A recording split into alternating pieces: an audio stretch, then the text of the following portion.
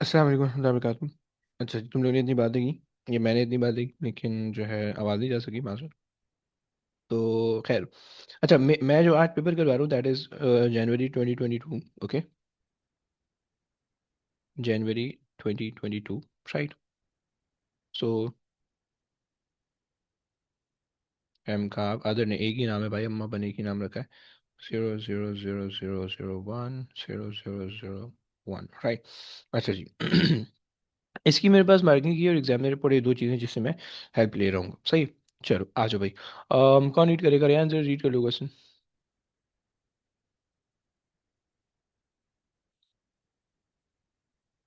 हाँ जी। रेहान आसपास हो?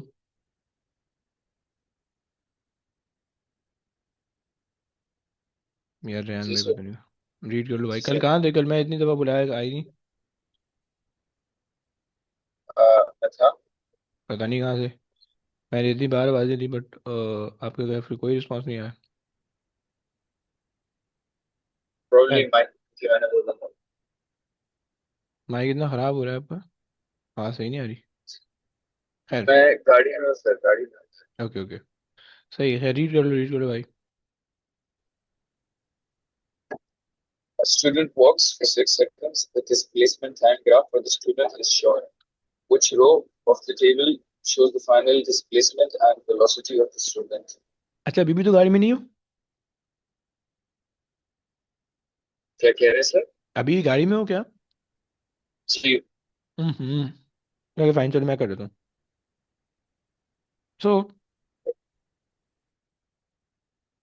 आपसे आपको पता होना चाहिए कि डिस्प्लेसमेंट टाइम ग्राफ का जो ग्रेडियंट होता है वो स्पीड बताता है, सबसे पहली चीज़ है। और एरिया जो कुछ भी नहीं बताता, सही है। सो जो टोटल डिस्प्लेसमेंट इसने ट्रैवल किया है, सही है। Final displacement, right. अब इनिशियली उसने स्टार्ट किया था -1 से, और फाइनली वो एंड करे 2 में, राइट। सो डिस्प्लेसमेंट सब्ट्रैक्ट हो जाएगी, राइट, तो 1 बच जाएगी डिस्प्लेसमेंट, सही है। अच्छा जनाब, 6 सेकंड, सही है। और जो वेलोसिटी है वो इसकी ग्रेडियंट आनी चाहिए। सो अगर आप इसका ग्रेडियंट निकालें, सो ग्रेडियंट मैं ले लेता हूँ, एक पॉइंट ये ले लेता हूँ, सही है। और दूसरा पॉइंट ये लास्ट वाला ले लेता हूँ, सही है। सो 2, 0, और ये आ जाएगा 6 - 2, सही है। सो ये मेरे पास हो जाएगा 2/1/5, 1/2, 0.5, सही। सो 0.5, 0.5 एंड, अच्छा अब अगर मेरे पास जो है डिस्प्लेसमेंट की हम बात कर रहे हैं, वो विच, अच्छा सॉरी, फाइनल डिस्प्लेसमेंट पूछ रहे, राइट। और टोटल डिस्प्लेसमेंट पूछते तो फिर हम कहते हैं नेगेटिव, तो हम कहते हैं 1। फाइनल डिस्प्लेसमेंट 2 है, इनिशियल डिस्प्लेसमेंट -1 है, राइट। चलो फाइन। आ जाओ भाई। तुमसे कह रहे हैं कि physical quantities can be scalars और vector, okay. Which row is correct? तुम्हें पता है कि फोर्स वेक्टर होनी चाहिए, मास स्केलर होना चाहिए, एंड एक्सेलरेशन वेक्टर होनी चाहिए। So D is a possible answer, right. आ जाओ भाई। खदिया रीड कर लेंगे please. The velocity time graph for a particle is shown. Which of the following is the displacement time graph for this particle? हम्म। अच्छा, velocity time graph का gradient क्या बताता है और एक्सेलरेशन क्या बताती है, एरिया क्या बताता है? ये उसका दिया। Area तो displacement है वेरी गुड, और gradient acceleration. परफेक्ट। तो तब आपको पता है एरिया अंडर द ग्राफ जो है वो आपके पास डिस्प्लेसमेंट डिस्प्लेसमेंट होने वाला है, राइट। और हमें देखने से ये पता चलता है कि दोनों के एरियाज अप्रॉक्सीमेटली सेम है, ठीक है। तो आपके हिसाब से क्या होगा? A. Very good. तो जीरो डिस्प्लेसमेंट बननी चाहिए, राइट। सो अब देखो यहाँ पे डी के बी के अंदर कांस्टेंट डिस्प्लेसमेंट आ रही है नेगेटिव में, राइट। इसका मतलब है ऑब्जेक्ट मूव ही नहीं कर रहा, राइट। सी के अंदर जो है वो, सी के अंदर चलो जीरो डिस्प्लेसमेंट सी के अंदर भी आ रही है, और डी के अंदर भी समवॉट जीरो डिस्प्लेसमेंट बन रही है। बट हमारे पास हमारे पास जो है वो वेलोसिटी, एक सेकेंड, डिस्प्लेसमेंट है और वेलोसिटी है, राइट। वेलोसिटी हमारे पास कांस्टेंट है। सो हो डी तो नहीं हो सकता, क्योंकि अगर वेलोसिटी कांस्टेंट है तो डिस्प्लेसमेंट भी कांस्टेंट नहीं हो सकती, राइट। इसका मतलब डी के अंदर, इसका मतलब है कि ऑब्जेक्ट स्टेशनरी है, राइट। बी और डी के अंदर ऑब्जेक्ट स्टेशनरी बता रहे हैं, राइट, क्योंकि डिस्प्लेसमेंट कांस्टेंट, डिस्प्लेसमेंट का मतलब है कि ऑब्जेक्ट स्टेशनरी है, सही है। सी के अंदर मसला ये है कि हमारे पास अच्छा जी, इनिशियली वेलोसिटी नेगेटिव है, राइट, और लेकिन सी क्यों नहीं हो सकता?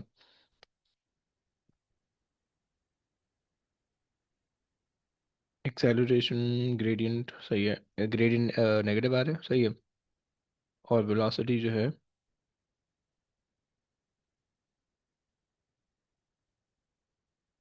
अच्छा जी, क्या इसमें क्या मतलब हो सकता है सी में? कुछ समझ में आ रहा है? सी में क्या मसला हो सकता है? अगर हम इसका ग्रेडियंट देखें तो इसका ग्रेडियंट तो डिस्प्लेसमेंट, अच्छा अगर डिस्प्लेसमेंट टाइम ग्राफ का ग्रेडियंट देखो तो यहाँ पे वेलोसिटी जीरो आ रही है, देन यहाँ पे इंक्रीज हो रही है, देन यहाँ पे जीरो आ रही है, राइट, लेकिन हमारे पास वेलोसिटी इनिशियली कोई ना कोई पॉजिटिव वैल्यू, राइट, तो वेलोसिटी जीरो ली, राइट, क्लियर हो गया? ये तो हमारे पास नहीं हो सकता, सही। यानी अगर आप डिस्प्लेसमेंट टाइम ग्राफ का ग्रेडियंट देखो तो वेलोसिटी बताता है, राइट, अब इनिशियली इसकी वेलोसिटी आपको जीरो बता रहा है डिस्प्लेसमेंट टाइम ग्राफ, राइट, जबकि यहाँ पे इसकी वेलोसिटी जीरो नहीं है, कोई पॉजिटिव वैल्यू है, राइट। चलो, सही हो गया, आगे आ जाए। नू रीड कर लेंगे please. The diagram shows a student doing a parachute jump on a windy day. The vertical component of her velocity is 5 meter per second. The horizontal component of her velocity is 8 meter per second. She descends at an angle theta to the vertical. Which row of the table gives expressions for the magnitude and angle of the student's resultant velocity? क्या करेंगे? Hmm. वैसे ये तो directly पता चल रहा होगा कि फाइव स्क्वायर होगा और एट स्क्वायर होगा, है ना, और अंडर रूट भी जी। कर देते हैं तो रिजल्टेंट आ जाएगा है पाइथागोरस थ्योरम से। सो सी डी हो गया। अच्छा जी, और आपके पास जो है अगर आप इसका ट्राइंगल सोचें, सो ये आपके पास आ गया, सही है, और एंगल, एंगल कहाँ से मांग रहे भाई? The horizontal component G is distant at angle theta to the vertical side, right, ये वाला एंगल मांग रहे हैं, सही है, और ये हमारे पास है फाइव, ये हमारे पास है एट, राइट, सो टेन इनवर्स 8/5, सही, 8/5, क्लियर हो गया। चलें जी, आगे आ जाए। अहमद, अहमद जिंदा बैठे हो? जी. ओके, रीड कर लो भाई। An object on the moon falls a vertical distance of 0.32 meter from rest in a time of 0.63 seconds. Which of the following expressions gives the acceleration due to gravity on the moon in meters per second square? हम्म, अच्छा, rest का मतलब initial velocity कितनी भाई? जी. Acceleration में नहीं पता, सही है, और हमारे पास जो है डिस्टेंस आ गया 0.32, सही है, टाइम हमारे पास आ गया 0.63, क्या इक्वेशन यूज कर लेंगे? Ut equation of 0.28 square. Okay, very good भाई, सही है। सो एस हमारे पास है 0.32 into two divided by T, हमारे पास आ रहा है 0.63 स्क्वायर, राइट, क्योंकि ये हमारे पास जीरो है तो ये पूरी चीज़ जीरो हो जाएगी, एंड 1/2 ए हमारे पास हमने सब्जेक्ट बना ली, सही है। सो ये हमारे पास आ जाएगा ए, देख लो भाई, ये आ रहा है, सी लग रहा है मुझे। चलो जनाब, आगे चलते हैं। तुमसे कह रहा है कि the graph shows how the terminal velocity varies with the mass of the sphere. Okay, terminal velocity है सही है। अच्छा, अगर हम वैसे हम इसको रिलेट करें, पहले तो हमें इसको रिलेट करना पड़ेगा तब जाके हमें समझ में आएगा, सही है। सो ड्रैग फोर्स हमारे पास होती है 6 पाई ईटा RV, राइट, एक तो ये फॉर्मूला होता है टर्मिनल वेलोसिटी हमारे पास हो सकती है। हम्म, अच्छा, और हम किसको क्या रिलेट कर सकते हैं? Speed is equal to distance upon time, सही है। टर्मिनल वेलोसिटी मास कहाँ से लाए इसमें? हम्म, हम ये कर सकते हैं कि if this is the resistive force is basically resultant force, तो अगर हम ये कर लें एम ए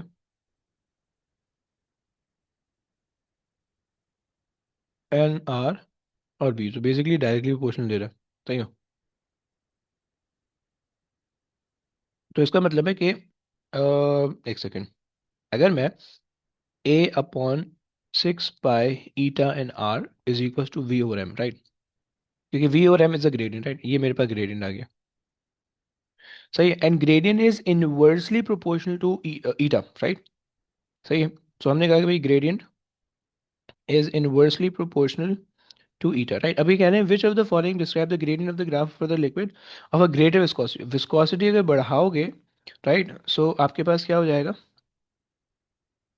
कि आपके पास ग्रेडियंट कम हो जाएगा, राइट, सो स्मॉलर ग्रेडियंट होना चाहिए, सही है। समझ पा रहे हो बच्चों? Yes,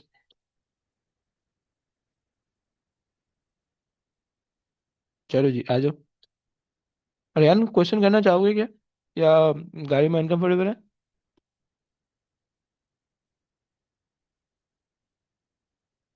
I'll try. खैर मैं आपकी बात नहीं सुन सकता बहुत ज़्यादा क्लियर, तो खैर कोई बात नहीं, दूसरे बच्चों से करवा देते हैं। आ जाओ खजीजा, रीड कर लोगे please. Person is pushing a trolley at constant velocity. The floor exerts a force P on the person. The person exerts force Q on the trolley. The trolley exerts a force R on the person, and total drag force is on the trolley is S. Which pair of forces is a Newton's third law pair? Okay,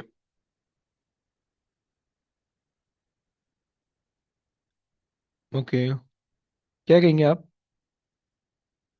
अच्छा वैसे अगर मैं इसको यहाँ पे बना दूँ आसानी के लिए, the floor exerts the force P on the person, okay, floor exerts the force P on the person यहाँ पे, right, P, the person exerts the floor exerts a force Q on the trolley इधर,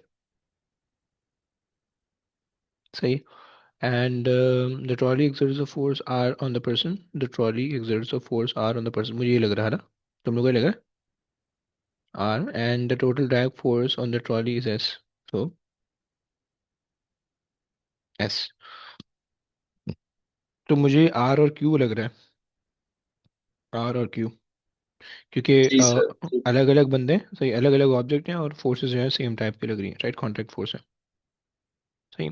चलो, अच्छा जी, और आपसे कह रहे हैं wire break when the tensile force F is applied, a second wire made of the same material has twice the diameter, which of the following force required to break the second wire? Okay, so stress is equals to force upon area, right, और अगर हम कह दें diameter है ना, so pi d square over 4, right, ये हमारे पास है। अच्छा जनाब, सो अब इन्होंने क्या किया हुआ है हमारे साथ कि हमने क्या रिलेट करना है, अब ब्रे when tensile force second wire same material has twice the diameter. अच्छा सेम मटेरियल हम कहाँ से लाएंगे, मतलब सेम मटेरियल का कॉन्सेप्ट जो है वो हम फिर अप्लाई कर सकते हैं इस पे, E is equals to F, E is equals to F over pi D square and then strain, right, strain वगैरह कांस्टेंट है, ई कांस्टेंट होगा क्योंकि सेम मटेरियल है, और हमें क्या रिलेट करना है, एफ और डी को रिलेट करना है, राइट। सो हम कह सकते हैं कि F1 D1 squared is equals to F2 and D2 squared, right, हम ये रिलेशन बना सकते हैं, राइट, क्योंकि rest of the thing constant है, तो हम एक इक्वेशन बनाएंगे पहली वाली केस के लिए जब हाफ द डायमीटर जब नॉर्मल है, और फिर दूसरा इक्वेशन बनाएंगे दूसरे के लिए, राइट। सो पहली वाली केस के अंदर हमारे पास टी है, टी की फोर्स है और डायमीटर है डी, राइट, और second wire made of the same material E same pi, और ये सब चीज़ें same, and has twice the diameter, so हमें एफ डैश निकालना है, right, and twice the diameter, सही है, सो सॉल्व कर लेते हैं। सो ये टू का स्क्वायर करेंगे 4D square T over D square, right, so D से D cancel is equal to T dash, right, so 4T आ रहा है, राइट, क्लियर। और क्या चीज़ समझ में आया, कुछ बोलो तो प्लीज़ बताओ तो कि क्या समझ में नहीं आया, क्या मैं हेल्प करूँ, पूरा क्वेश्चन नहीं समझ में आया, या कोई एक पार्ट या कोई कोई कैलकुलेशन। सर ये आपने फॉर्मूला कौन सा यूज किया था? यंग मॉडल्स का।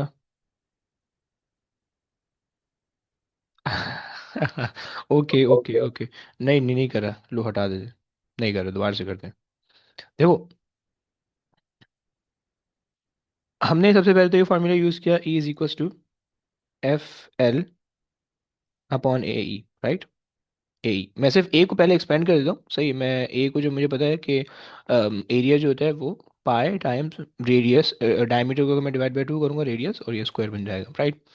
सो अगर मैं इसको सिंप्लीफाई करूँ so that become pi D, और 1/4 बन जाएगा, तो मैं इसको 1/4, चलो 1/4 ही लिख देता हूँ, 1/4, राइट। ये मेरे पास हो गया, राइट। नूर इसमें कोई मसला तो नहीं है, रेयान कोई मसला तो नहीं है इस चीज़ में, मैं अगर इसको यहाँ पे इस इक्वेशन के अंदर भी रख दूँ, ये डी नहीं square sir. By the way, right. So F L over pi D square, अच्छा ओवर 4, सही है, मैं ब्रैकेट लगा रहा हूँ, और ई, राइट। अच्छा, अब देखो हमारे पास ये मैंने ये मैंने एक वायर के लिए, वायर वन के लिए, राइट, वायर वन, सही है। और वायर टू की भी मेरे पास जो है ना सेम सिमिलर वो होगा, डुप्लीकेट, ओके। अच्छा, वायर टू के लिए भी मेरे पास यही फार्मूला है, राइट, क्योंकि ऑब्वियसली बात है, क्या बोलते हैं, कोई कोई चीज़ डिफरेंट है नहीं, यंग मॉडल्स दोनों के लिए सेम ही होता है, अरे भाई हटना यार। So this is for wire two as well, सही। अब जरा मैं इसको रीअरेंज कर लेता हूँ, सही। देखो इन्होंने क्वेश्चन के अंदर बता रखा है कि तुम्हारे पास जो है T is a tensile force that can be different, क्योंकि पहले वाले केस में टी दी हुई है और फिर आंसर में उन्होंने डिफरेंट टी दिए हुए, राइट। तो इसका मतलब है टी एक चीज़ है जो कि वेरिएबल है, right. A second wire made of the same material, same material का मतलब है कि यंग मॉडल सेम हो जाएगा, राइट, सही हो गया। अच्छा जी, सेम मटेरियल का मतलब है कि लेंथ हम मान लेते हैं सेम हो जाएगी, क्योंकि जो है ना ऑल द डायमेंशन की बात नहीं की हुई, बट चलो हम मान लेते हैं ये चीज़ ना, क्योंकि हमें इसको रिलेट करना है तो हम किसी ना किसी तरह से रिलेट करेंगे। हम बस ये मान रहे हैं कि rest of the things constant है, यानी ये यंग मॉडुलस एल और ई ये सब चीज़ें कांस्टेंट है, सिर्फ एफ और ए ये वेरी कर रहे हैं, राइट। या इन और मोर स्पेसिफिकली हम कहें सो एफ और डायमीटर वेरी कर रहे हैं, राइट। सो अगर मैं हर जगह से डायमीटर को सब्जेक्ट बना लूँ, यानी sorry F over D square यहीं पे छोड़ दूँ और बाकी सारी चीज़ें मैं वहाँ पे ले जाऊँ, तो ये हो जाएगा ई, देन छोटा वाला ई, than pi, then over 4, right, and then divided by capital L, right। क्या तुम लोग को ये चीज़ समझ में आती है, नूर, रेहान, खदीजा? ओके, यही चीज़ दूसरी वाली इक्वेशन। अच्छा, अब इसको मैं कह देता हूँ F1 और इसको मैं कहता हूँ D1, राइट। और यही सेम है जो दूसरे वाले में भी बनना चाहिए, उसको हम कह देते हैं F2 और D2, राइट। और हमें पता है कि दिस इज कांस्टेंट, राइट। और हम कांस्टेंट को कांस्टेंट से इक्वेट कर सकते हैं, राइट। सब्स्टिट्यूशन वाला मेथड तुमने ओ लेवल्स के अंदर पढ़ा होगा, राइट। सो उससे जब हम सब्स्टिट्यूट करवाएंगे, सो हमारे पास F1/D1 square is equal to F2/D2 square बन जाएगा। क्या तुमने कोई बात समझ में आई अब? Yes Noor, Rehan? Yes sir. सही है। देखो जब भी इस तरह के ना डबल केसेस वाले क्वेश्चन है कि जिसमें एक सिनेरियो दिया हुआ वो दूसरा सिनेरियो दे रहा है दूसरी दफा, तो उसके अंदर सबसे पहले एक ऐसी इक्वेशन बना लो कि जिसके अंदर वो दोनों सिनेरियो रिलेट कर सकते हैं, जितने भी कांस्टेंट उनको एक तरफ सब्जेक्ट बनाओ, फिर दोनों को इक्वेट कर दो, तो उसे जो है ना, एक जो है ना वो पहले वाले वेरिएबल की इक्वेशन आ जाएगी, दूसरे वाले वेरिएबल की, और वो दोनों इक्वेट हो जाएंगी, राइट। अब सॉल्व कर लो। पहली वाली केस में हमें फोर्स दी हुई है टी की, डायमीटर दिया हुआ है डी स्क्वायर, राइट। दूसरे वाले केस के अंदर हमें फोर्स दी हुई है टी डैश हम ले लेते हैं, और डायमीटर दिया हुआ है 2d स्क्वायर, राइट। अब हमने सॉल्व किया तो हमारे पास 40 आ गया, राइट। क्लियर, वो समझ गई ना? मैं समझ गया भाई। चलो जी आ जाओ। अब आपसे कह रहा है कि a beam is balanced on the two support as shown, fine. The beam has a weight W and has a reaction force at the two supports are P and Q.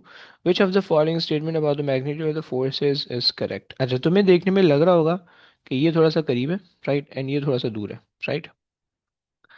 सो अगर तो जो जिसका डिस्टेंस ज़्यादा होगा वहाँ पे moment ज़्यादा होगा, सही है।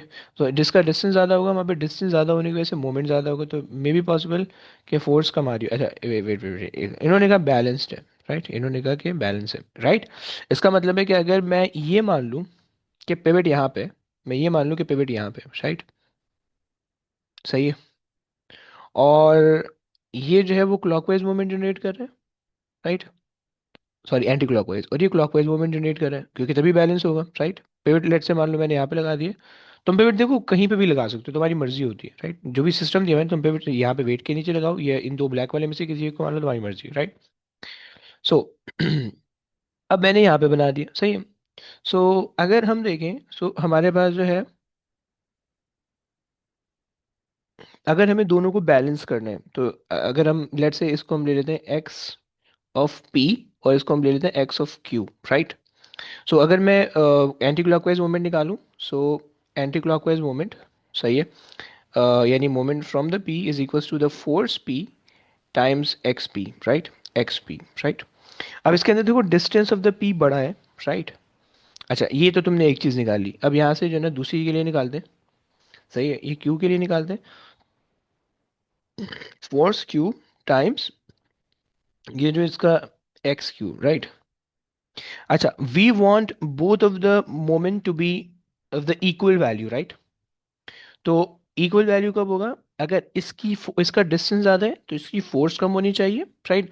और अगर इसका डिस्टेंस कम है तो इसकी फोर्स थोड़ी ज़्यादा होनी चाहिए, ताकि मल्टीप्लाई होके ये दोनों ना सेम वैल्यू दे। जैसे कि यहाँ पे होना चाहिए 2 × 3, राइट, और यहाँ पे होना चाहिए 3 × 2। एक एग्जाम्पल करो, अब दोनों 6 बना रहे बट वैल्यूज डिफरेंट है, राइट। सो इन्होंने कहा which statement about the magnitude of the force is correct, right.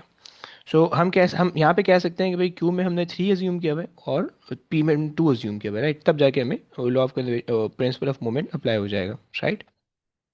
सही हो गया बच्चों, क्या तुम लोग को समझ में आया है? यस जरा हाँ ना Yes, बोलो। sir. परफेक्ट। अच्छा जी, आ जाओ भाई, which row of the table contain two unit that are not equivalent, okay. Watt and joules per second are equal, right. KG meter per second, ये फोर्स का यूनिट है, ये न्यूटन होना चाहिए, ये इक्वल नहीं है, राइट। न्यूटन्स पर केजी, ये फ्री फॉल एक्सेलरेशन का यूनिट है और ये एक्सेलरेशन का, ये सेम है। और न्यूटन मीटर ये उसका भी होता है, टॉर्क का भी होता है और वर्क डन का भी होता है, और जूल्स जो है सेम है। सो बी इज द आंसर कि जिसमें इक्वलेंट नहीं है। चलो आगे आ जाओ भाई, यहाँ तक तो खैर। अच्छा जी, पहले क्वेश्चन आसान से आ रहा है। तुमसे कह रहा है कि a slow moving asteroid A was hit by a fast asteroid B, asteroid B is absorb by asteroid A, fine. इसका मतलब दोनों के मासेस ऐड अप हो जाएंगे, right? जो मुश्किल क्वेश्चन होंगे बच्चों मैं तुमसे वो करवाऊंगा, ओके। आसान आसान क्वेश्चन मैं खुद करने लगा, okay. Principle of conservation of momentum, हम भी कहते हैं कि भाई in an isolated system the total momentum before the collision should be equal to the total momentum after the collision, right. ये हमने बात कर दी, राइट। अच्छा, इसका जो है ना मैंने वो भी निकाला हुआ है, क्या बोलते हैं अपना, एक सेकंड, इसकी ना मैं तुम्हें एग्जामिनर रिपोर्ट, बल्कि चलो पूरा क्वेश्चन करेंगे फिर एग्जामिनर रिपोर्ट देखेंगे, राइट। अच्छा, बिफोर मैं इस एग्जामिनर रिपोर्ट इसलिए दिखा रहा हूँ क्योंकि जो ना एग्जामिनर बता रहे थे कि अच्छा ये चीज़ सही है, ये चीज़ एमी है, ये चीज़ वैक है, मतलब उस तरह से मैं बता देगा, ओके। सो तुमसे कह रहा है before the collision asteroid A had a velocity of 2.18 and momentum that much, okay. Show that the mass, सही आसान सी चीज़ है, P equals to M V लगा दोगे, राइट। सो तुम्हें वेलोसिटी दी हुई है और तुम्हें मोमेंटम दिया हुआ है 1.8 exponent 17 divided by 2.19 exponent 13 exponent 3, right. यहाँ से मास आ जाएगा, राइट। सो तुम्हारे पास आ जाएगा 1.8 exponent 17 divided by 2.19 exponent 3, right. I am getting 8.22, so 8.22 exponent 13, okay. ये मेरे पास आ रहा है, चलो। सो यहाँ तक हमने बात कर ली, 11 हो गया, सही। पार्ट बी, अच्छा तुमसे कह रहा है कि भाई calculate the velocity of the asteroid after collision, सही है।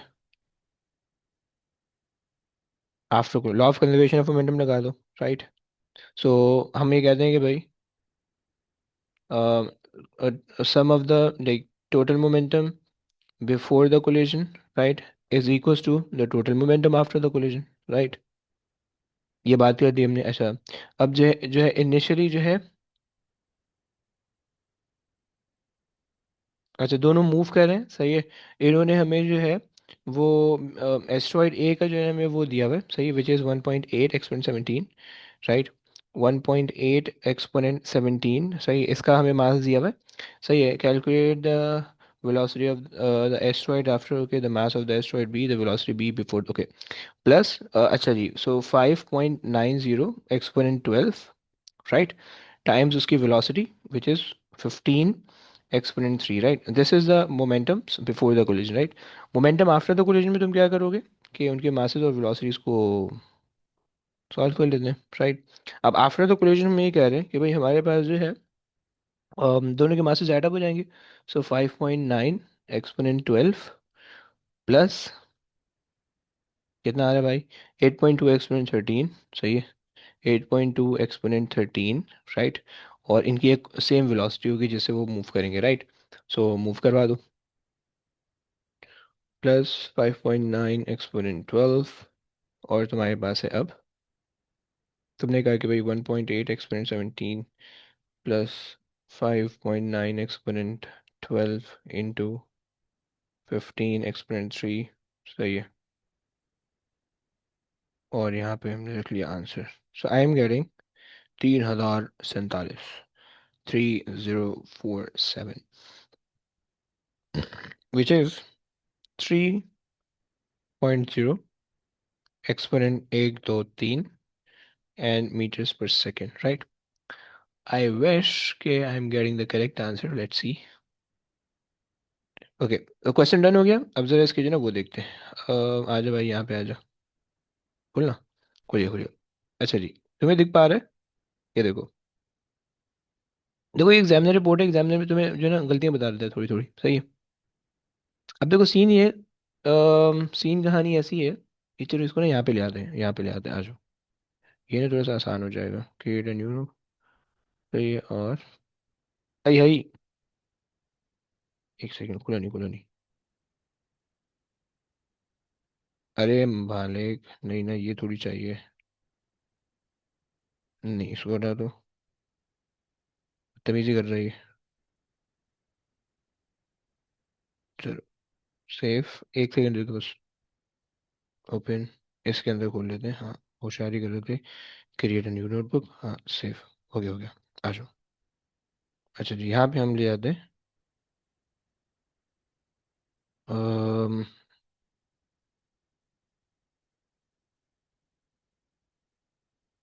यार कौन सा हमें टैब खोलना है भाई,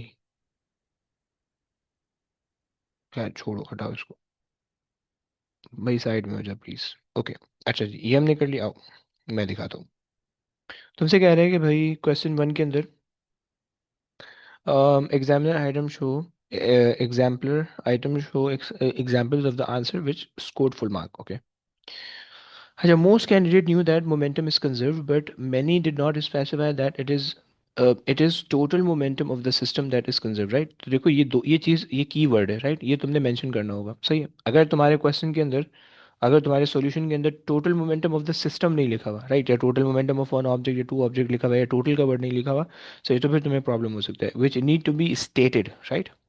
सही है। The second mark was for stating the condition of zero external force and essential detail that should be emphasized, right? So ये तुम्हारे पास उसने लिखी थी, दिखा दी, total momentum before collision equal to total momentum after the collision in a closed system, right? बस आगे आ जाओ। अब यहाँ पे it was a simple this most candidates were able to do this well, few candidate, oh their final answer, okay fine fine fine, यहाँ पे कोई problem नहीं है, सही है। इसके अंदर लास्ट वाले पार्ट के अंदर तुमसे कह रहा है कि the final part of this question was to apply the principle using the result of the part B1 to find the final velocity of the combined asteroid was generally well attempted, with the most common error being not adding together the two asteroid masses, okay, so ये general error है, right? Okay, and some candidate wasted time recalculating the momentum of asteroid A, which was given in the question, सही, previous part के अंदर है, सही। सो ये तुम्हारे पास हो गया इस पार्ट का। आ जाओ भाई, आगे चलते हैं। रीड करवा लो भाई, कौन रीड करेगा? नू रीड कर लेंगे please. The diagram shows a lift system for moving people up and down a tall building. There is a counterweight to balance the weight of the lift. An electric motor is used to raise and lower the lift. Explain how the counterweight affects the amount of work required from the electric motor to raise the lift. Okay. अच्छा, ये by the way मुझे याद पड़ा कि हमने कुछ किया था, राइट? कुछ बता सकती हैं इसके अंदर?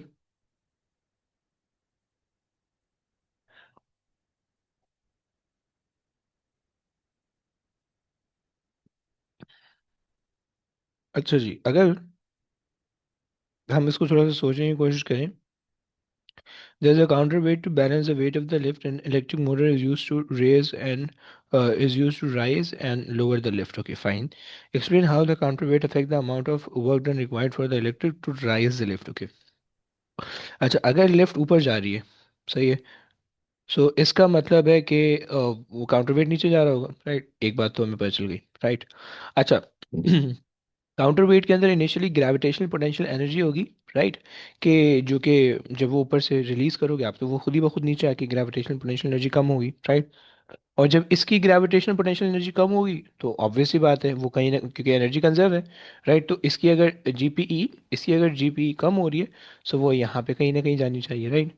सो इसकी जीपी इंक्रीज होने लगेगी, राइट? खुद ही ब खुद इसकी जीपी इंक्रीज होने लगेगी। सो एज ए रिजल्ट, जो आपके पास इलेक्ट्रिक मोटर है, उसको कम वर्क डन करना पड़ेगा, राइट? क्योंकि कुछ ना कुछ जीपी जो है वो काउंटर वेट से लिफ्ट के अंदर आ चुकी है। नूर, आपको ये बात समझ में आई? जी। सही है। सो हम ये कह सकते हैं कि as the counterweight come on move down its GPE paper में मत लिखना please, its GPE um, decreases and lift gain um, the GPE, right, as the total energy is conserved. Okay,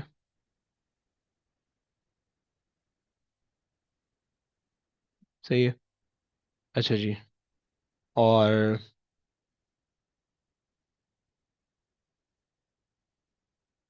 सही है। so electric motor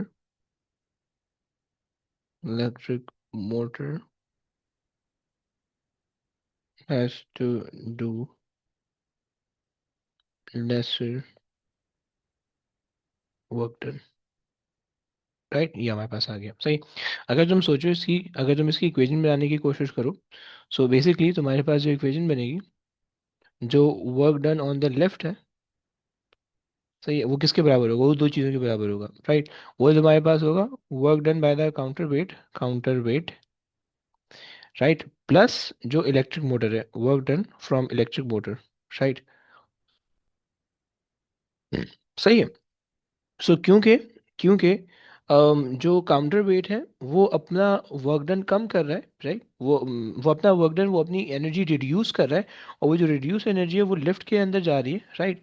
सो आपको आपकी motor को कम काम करना पड़ेगा, या अगर आप ऐसे ही सोचो कि work done from the left, right, minus the work done from the counter weight, right? So ये तुम्हारे पास है work done from the motor, right? अब तुम देख रहे हो कि दो चीज़ें सब्ट्रैक्ट हो रही हैं, इसका मतलब है कि आपको आपकी मोटर को कम काम करना पड़ेगा। खैर, आगे रीड कर लीजिए please. The electric motor raises the lift through a height of 40 meters in a time of 30 seconds. Show that the output power of the electric motor is about 12 kilowatts. Total mass of lift and people 2,250 kg. Mass of counterweight is 1,300. हम्म। अच्छा, हमने जो है वो formula तो ऊपर बना ही लिए, right? हमने कहा कि भाई work done of the left, right, minus work done from the counter wait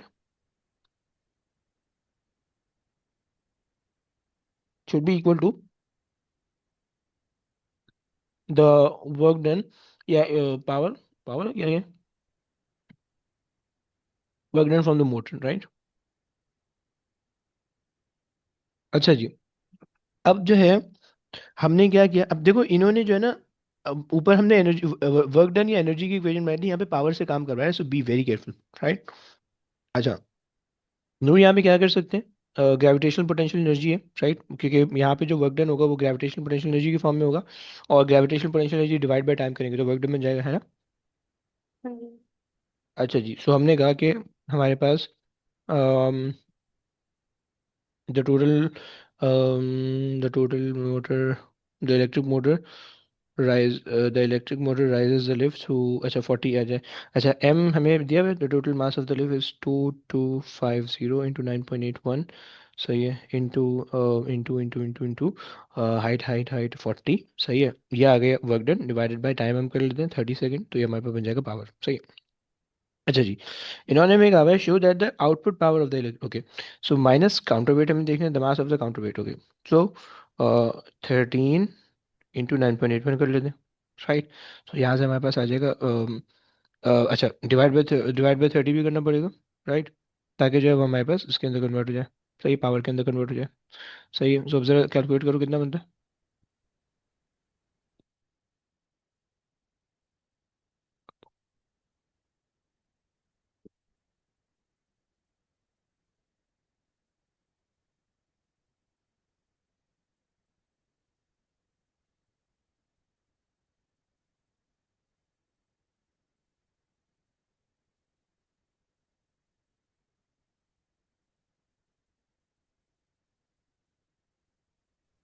2.9 times 10 to the power 4. 2.9, okay, यही तो हमारे पास ये बनना चाहिए, किलोवाट, 12 किलोवाट क्यों नहीं बन रहा।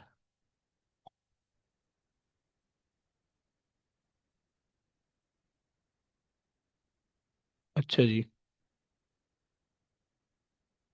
हमने इसकी एनर्जी निकाल ली, अरे यार शिट, हमने काउंटर वेट, हमने इसको 30 से मल्टीप्लाई नहीं किया ना, 40 से भी तो मल्टीप्लाई होगा ना, क्योंकि ये नीचे जा रहा है, तो ग्रेविटेशन पोटेंशियल एनर्जी लूज कर रहा है, जो जितनी लूज कर रहा है वो हमने वो लेना है ना।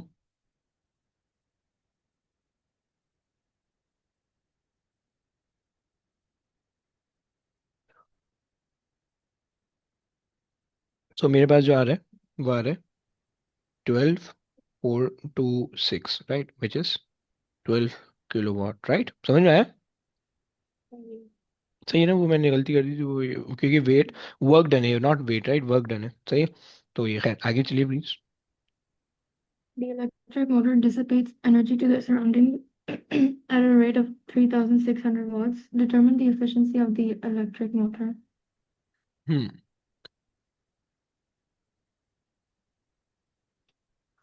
एफिशिएंसी का क्या formula. Power out over power in. Okay, तो हमें जो है output power of the electric motor इतनी है, सही है, और सही है, और एफिशिएंट जो हमारे पास जो द एनर्जी, सही है, तो ये इतना आ रहा है, सही है। तो हम क्या कर सकते हैं भाई। ये ऐड करेंगे। Very good.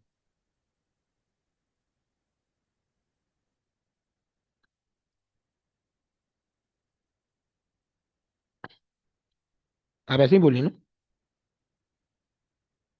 हाँ जी। सही है, इंटू 100 भी कर दें।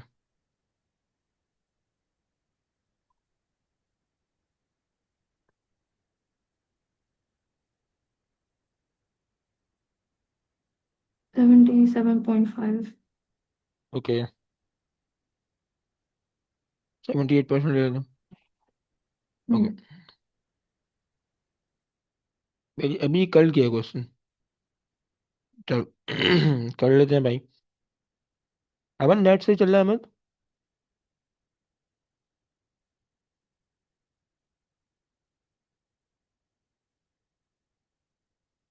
अहमद भाई का नेट सही नहीं चल रहा मेरे ख्याल से।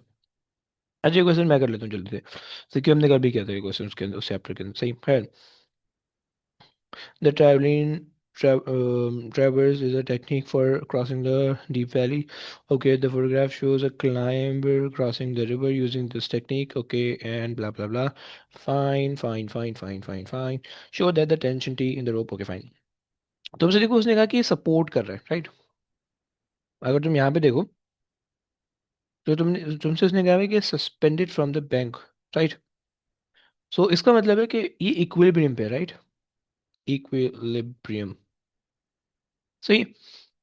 अच्छा, अगर इक्विलिब्रियम पे है तो इसका मतलब upward forces equal to downward force होनी चाहिए। सो हम इसका अगर कंपोनेंट बना ले, सही है, टी कॉस 76, राइट? और इसका भी कंपोनेंट बना ले, टी कॉस 76, ओके। और अब हम इसको सॉल्व कर लें। सो हमें पता है upward forces equal to downward forces, तो T cos 76, right, times 2 is equal to 650, right? तो 650 divided by 2 cos 76, right? So ये तुम्हारे पास आ रहा होगा,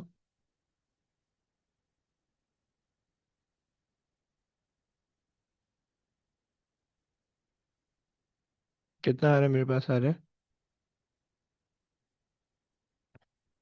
1343। अच्छा यार, मैंने वो उसकी मार्किंग की नहीं चेक की। लो, इसकी एग्जामिनर रिपोर्ट चेक करते हैं ना। देखो, इसके अंदर तुमसे कह रहे थे क्वेश्चन टेस्टेड, और जो हमने काउंटरवेट वाला को पार्ट था, so the question tested the student's ability to work out how having a counterweight benefits the lift system. This was not answered well overall. Okay, चलो ये देख लो भाई, सही है।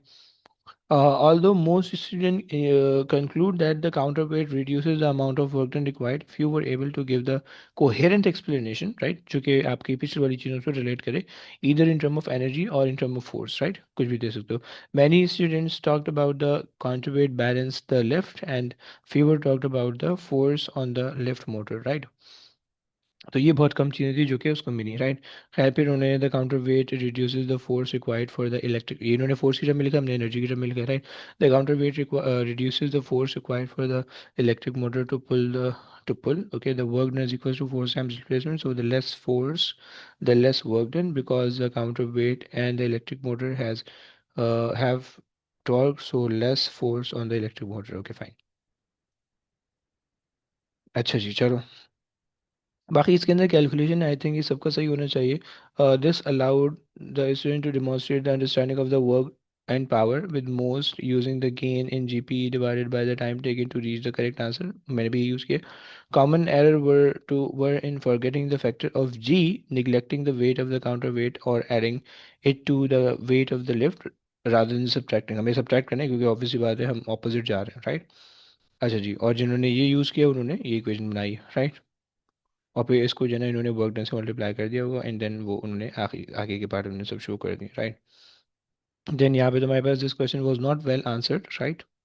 So many candidates did not know what to do with this dissipated energy and failed to add it to the input required to calculate the efficiency, right? जो आपने बिल्कुल सही बता दिया, वो यहाँ पे इन्होंने बच्चों ने बहुत गलतियाँ की हुई थी, right? The number a number subtracted it from the output power, and other thought it was the output power. More care energy is sorry, more care in energy accountancy is needed here, fine। चलो आ गया, सही। खैर, ये हमने पहले वाला part तो कर लिया, ये आ गया। अच्छा जी, दूसरे वाले पार्ट में तुमसे कह रहा है कि the rope has a unstretched length this much, determine the strain in the rope. Strain basically क्या कहते हैं? Support the counter wait. होगी स्ट्रेन का मतलब है कि ओरिजिनल लेंथ में से एक्सटेंशन हमने निकालनी बेसिकली, सही है। तो हम जो है वो एक्सटेंशन निकाल लेते हैं, सही है। अच्छा, स्ट्रेन हमारे पास होता है extension divided by original length, right? Original length हमारे पास है 120, राइट? 120, राइट? स्ट्रेन हमें निकालना है, यानी एक्सटेंशन हमें निकालनी है, राइट? सो अगर तुम ये अज्यूम करो एक triangle,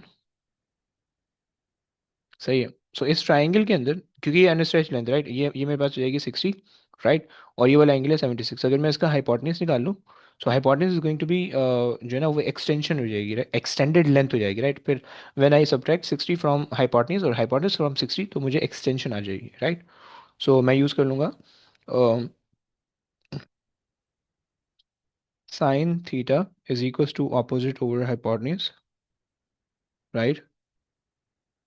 and sine 76 is equals to opposite is going to be opposite is going to be 60 and hypotenuse is hypotenuse. Okay, so just calculate it. Make second.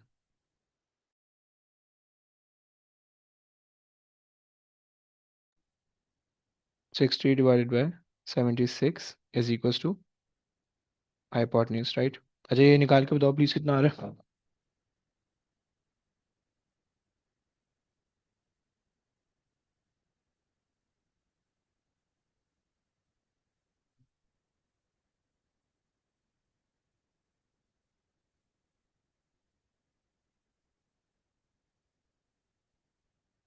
61.8 बच्चे बता रहे हैं. 61.8 राइट.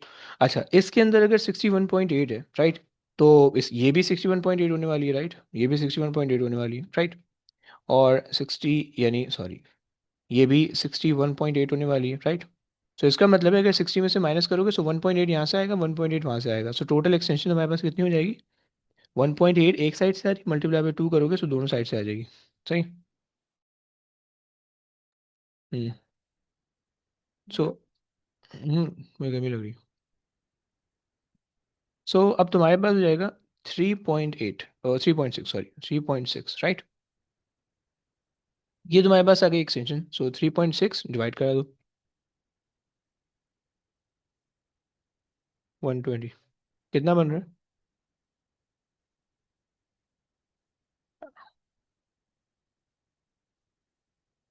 0.03. फाइन. चलो आगे चलते हैं. सो तुमसे कह रहे हैं the rope has a cross sectional area this much and the Young modulus. Okay, determine the Young modulus. Okay, fine. So हमें पता है कि E is equals to FL upon A E होता है राइट. अच्छा पिछले वाले पार्ट में हमने स्ट्रेन निकाला है. Strain is basically E over L right, हमने ये निकाला है, और यहाँ पे एल अपॉन ई है विच मीन एल अपॉन ई का मतलब हो गया कि 1 ओवर स्ट्रेन हमने हमें यहाँ पे चाहिए राइट. सो मैं इस फॉर्मूला को यूं भी लिख सकता हूँ कि एफ ओवर ए टाइम्स ये आ गया स्ट्रेन राइट. और यंग मॉडुलस हमारे पास अगर हम करें तो Young modulus is equal to force. अच्छा अब फोर्स तुम कौन सी लोगे जो कि वायर के अंदर, क्योंकि वायर की सारी रोप के अंदर जो फोर्स होगी वही सारे काम हो रहे हैं राइट. रोप के अंदर जो टेंशन है वो आ रही है 1343 राइट.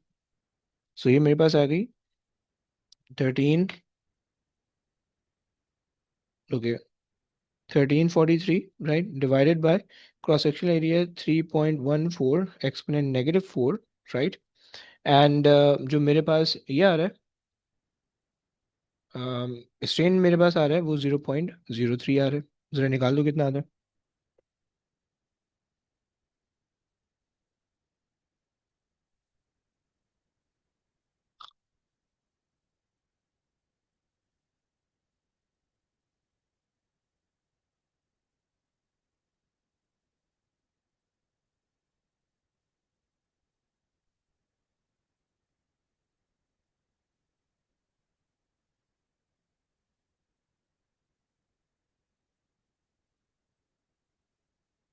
मेरे पास आ रहा है 1.42 एक्सपोनेंट 8 राइट. और इसका यूनिट लिख देना प्लीज, पास कर दो. सही है. तो चलो ये भी हो गया. स्ट्रेन हमारे पास आ रहा है 0.03, इसका कोई यूनिट नहीं होता, नो यूनिट. ओके एंड ये वाला क्वेश्चन भी हो गया. चलो इसका वो देख लेते हैं जल्दी से, एग्जाम रिपोर्ट. सही है. तुमसे कह रहा है the students were mostly able to resolve the forces correctly for these rather than simple static problem. Okay and अच्छा कुछ बच्चों ने ना ये फैक्टर ऑफ 2 ओमिट कर दिया था, यानी हमारे पास 2 फोर्स थे ना ऊपर को, तो यानी ये वाली 2 फोर्स थे तो हमने मल्टीप्लाई बाय 2 करना था, वो बच्चों ने इग्नोर कराया था राइट. शायद इसमें तो कोई टेंशन नहीं है. यहाँ पे इन्होंने कहा this question pose few problem for most candidate with some popular method been to find out the stretch length of half the rope, double it and subtract the length of, वही हमने भी किया right. This problem can be solved without knowing the length of the rope. Okay, but the few students realize that. अच्छा जी, this problem can be solved without knowing the length of the rope.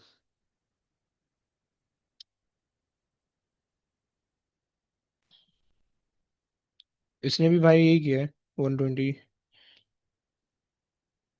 इसने भी वही किया है जो हमने किया हुआ है, सही है। तो अच्छा जी, problem in the application of the trigonometry were mostly the case of the of any confusion, okay, small number of candidate give the strain in the meter which trigger a unit penalty as the strain has no unit, right? So be very careful, सही है। अच्छा जनाब, सही है। यहाँ पे इन्होंने कहा हुआ है कि हम for some reason a very large number use the tension this for the calculation, right. देखो याद रखना कि फोर्स के अंदर ये टेंशन नहीं लेना है, टेंशन हमें ऊपर निकाली अलग से वो होगी, right. Even when they had correctly calculated the tension in part one, जो कि तुम्हारे पास आ रही थी 1343, राइट, वो तुमने इस्तेमाल करनी है, राइट। खैर इन्होंने ऐसे इसके अलावा कोई बात नहीं की, सही है। अच्छा रीड कर लोगे प्लीज।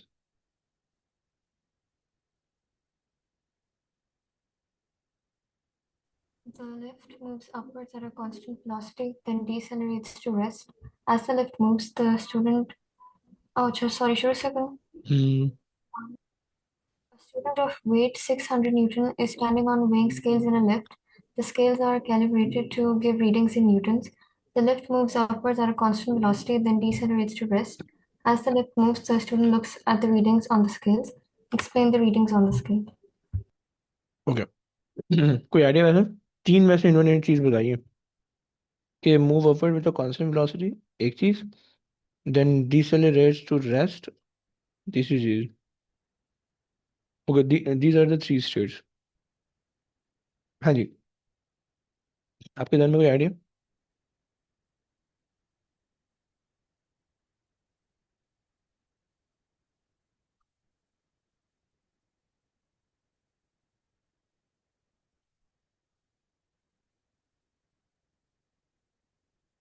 अच्छा जी,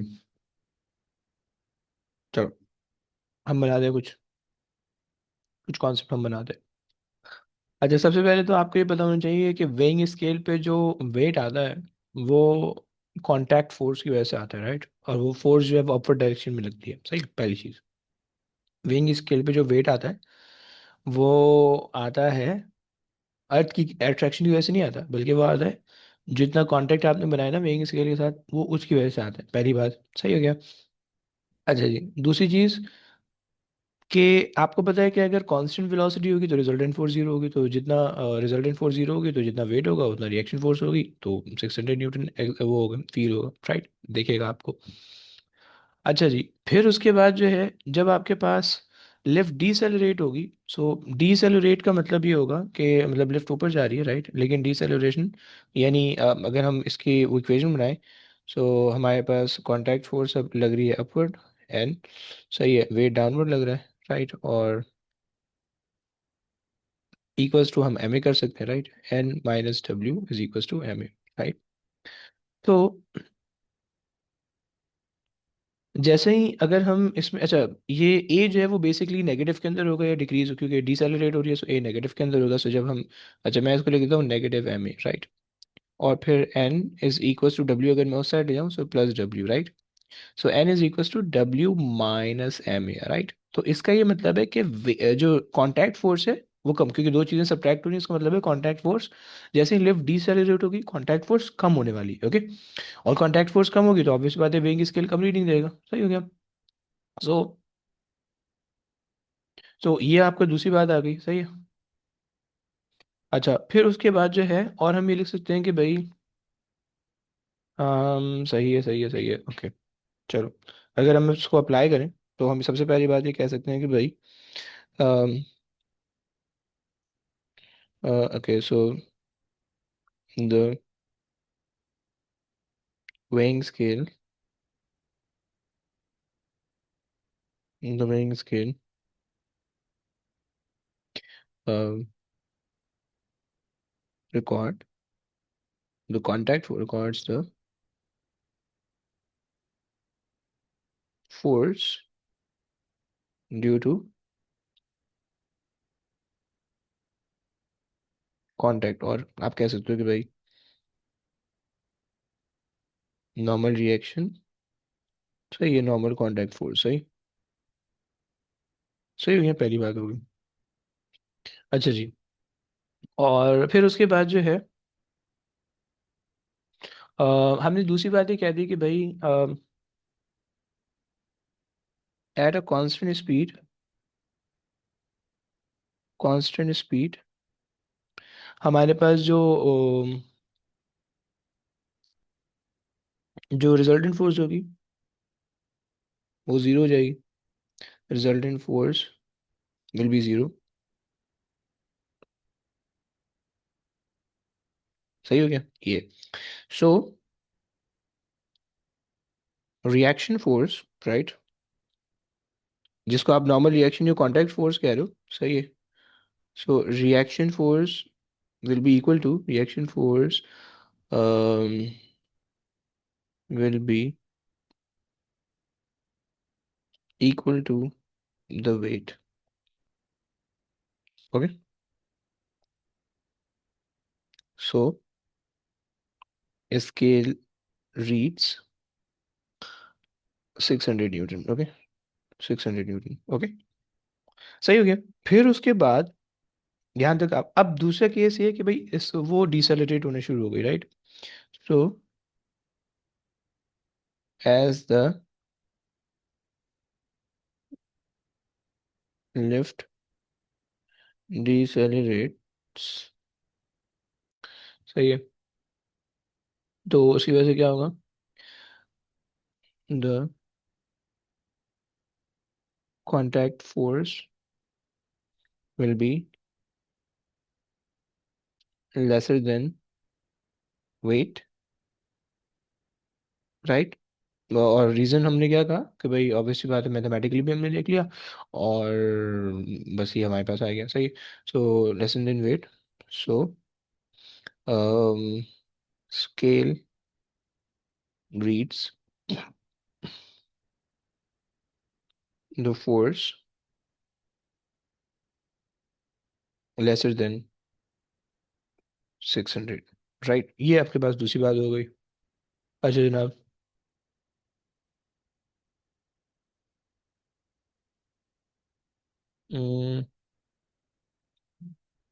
ओके,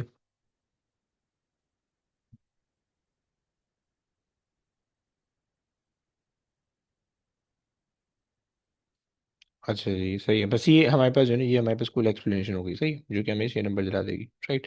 और अगर मैं जो हूँ इसका, अच्छा कोई और पार्ट है क्या? नहीं, तो इसका जो है ना डायरेक्ट ये देख लेते हैं, ताकि एग्जामिनर रिपोर्ट देख लेते हैं, ताकि जो है ना हमें पता चल जाए कि भाई क्या गुड आंसर है क्या बैड आंसर है।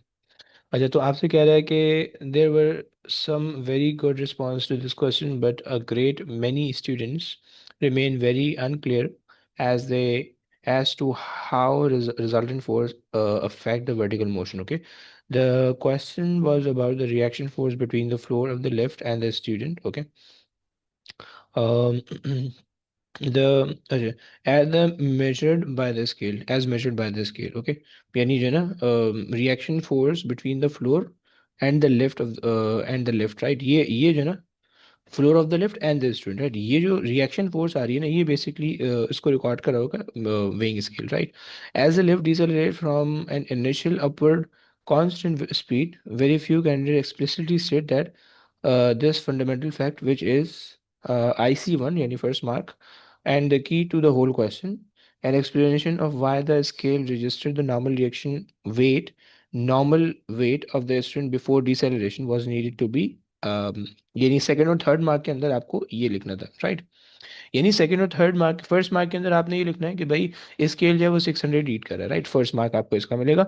सेकंड और थर्ड मार्क में आपको एक्सप्लेन करना है कि क्यों ऐसा हो रहा है, राइट। तो हमने कह दिया कि भाई कांस्टेंट स्पीड है, रिजल्टेंट फोर्स जीरो है, अपवर्ड फोर्स डाउनवर्ड फोर्स बराबर हो जाएंगी, तो उस वजह से वो वेइंग स्केल सेम रीड करेगा, right. Many students were under the impression that the upward force on the student needed to be greater than the weight of the student for the constant upward motion. ऐसा नहीं होगा, upward motion अगर constant है तो उसका मतलब है forces back बराबर होंगी, right, leading to some very confused and incoherent writing. Some student even told us that the reading on the scale decreases because the force of the gravity become weaker as the lift goes higher. ऐसा नहीं होगा भाई, क्योंकि हम surface near the surface of the earth रहते हैं, तो पूरे पेपर वन के अंदर जितने भी केसेस हैं, उसके अंदर कभी भी ग्रेविटी या वेट कभी भी कम नहीं होगा। Okay, be careful. वो पेपर 5 के अंदर जब हम जाएंगे तो वहाँ पे हम देखेंगे, राइट। तो ऐसा कभी मत सोचना, ओके, कि हम अर्थ से दूर जा रहे हैं तो ऐसा ऐसा होगा, राइट, ऐसा नहीं होगा। उसके बाद the desalination phase also causes problem mostly with student falling failing to make it clear that the forces were on the student, not the left. Okay, अच्छा जी। Mostly with the student failing to make it clear that the forces were on the student, not on the left, right? So हमें हमें हमें by the way सारा काम left के ऊपर नहीं करना, स्टूडेंट पे करना है, क्योंकि स्टूडेंट वेइंग स्केल पे खड़ा है, राइट। लेफ्ट का कोई काम नहीं है वेइंग स्केल से, राइट। तो explanation in term of the tension on the left cable and the cord no इसको, राइट। मतलब अगर आप ये बोलो कि भाई ये जो कॉर्ड है, कॉर्ड पे टेंशन लग रही होगी अपवर्ड, राइट, और वेट ऑफ द लेफ्ट होगा डाउनवर्ड, राइट। और चूंकि लेफ्ट ऊपर जा रही है, सो हम कहेंगे tension minus weight is equal to M A, but चूंकि डिसेलरेट हो रही है, so tension minus weight is equal to minus M A, right. So ये सेंसिबल बात तो है, लेकिन ये क्योंकि उससे रिलेटेड नहीं है, क्वेश्चन से रिलेटेड नहीं है, राइट। यानी जो आपका जो क्वेश्चन है, वो क्वेश्चन आपको ये कह रहा है कि भाई बंदे पे बता दो, क्योंकि बंदा वही स्केल पे खड़ा है, right.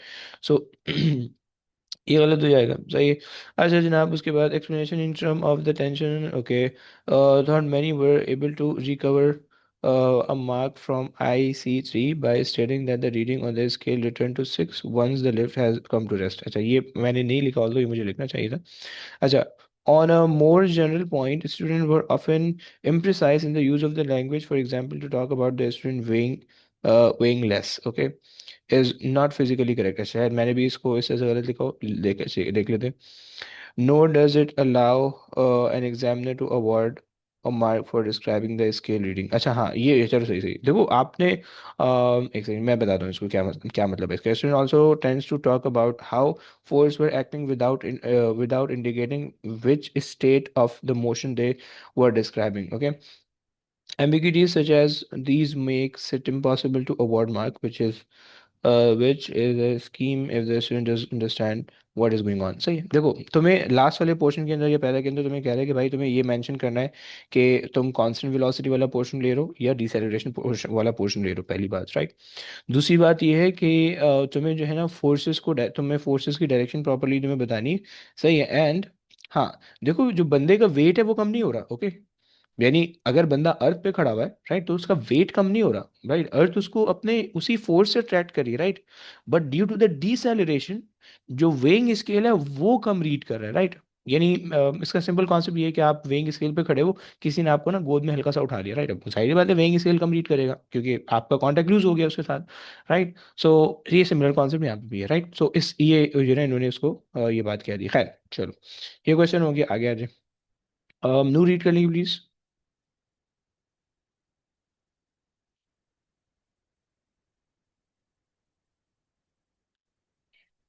A hollow brass cylinder with closed ends is floating on the surface of water. The cylinder has a length of 4 centimeters and an external diameter of 2.1 centimeters as shown.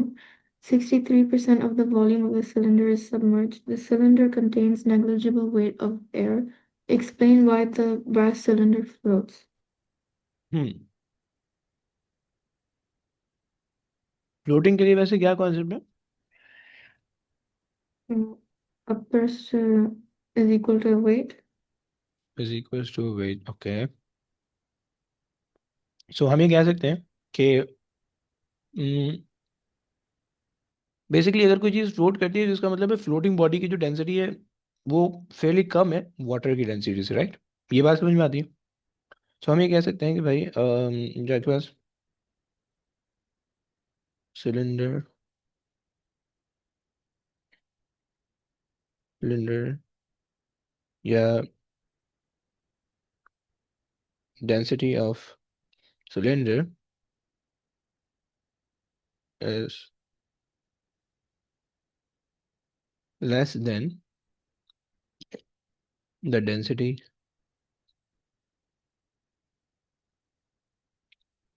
Of the water. एक बात ये आपने बता दी, right. और फिर उसके बाद आपने कहा कि भाई अब जो सिंकिंग होती है वो क्यों होती है, कि जो पानी डिस्प्लेस होता है, जो पानी डिस्प्लेस होकर ऊपर जाता है, वो ऊपर से फोर्स लगाता है, वो सिंक कराता है, राइट। लेकिन यहाँ पे ऐसा नहीं हो रहा, सो हम ये कह सकते हैं कि भाई जो डिस्प्लेस वाटर है उसका जो वेट है वो इसके बराबर है, राइट।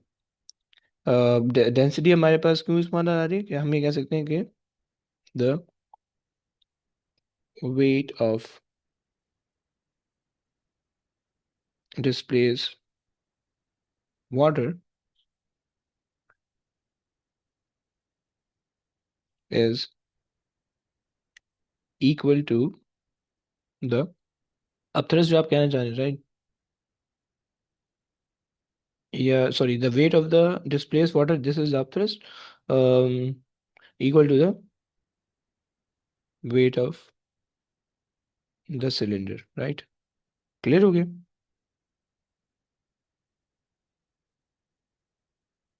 सही है।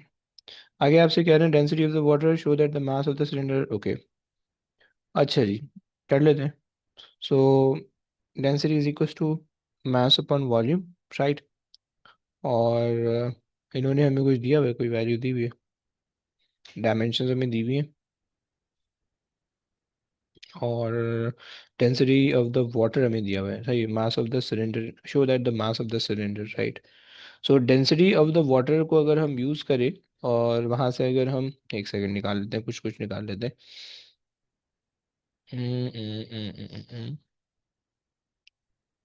हमें 63% यूज़ करना होगा, सही है।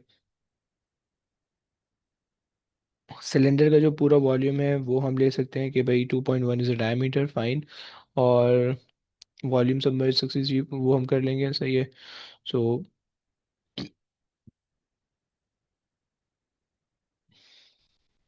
सही है। अगर हम ये बोलें कि भाई चूंकि हमारे पास ये दोनों बराबर हैं, सही है, सो हम ये कह सकते हैं कि भाई mass of water displace, right, should be equal to mass of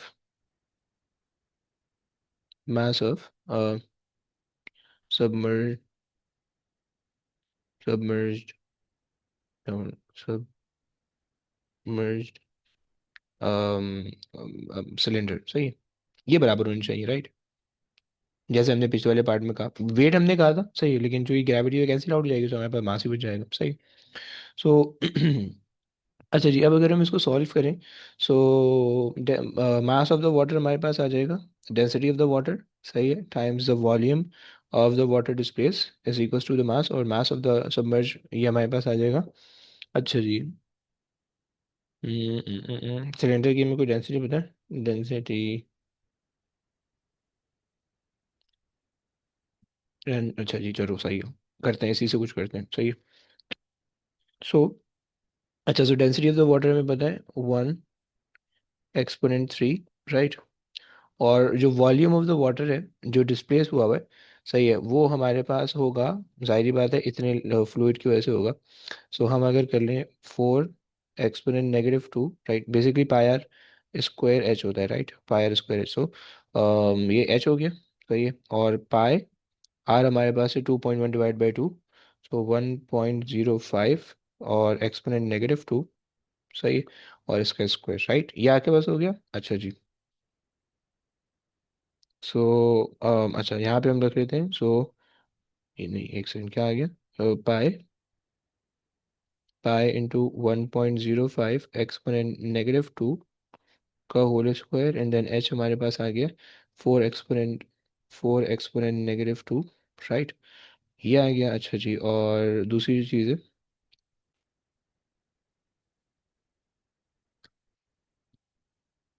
हम्म, सही है, ये इसका पूरा वॉल्यूम आ रहा है, इसको हमें 63% से मल्टीप्लाई करना होगा ताकि,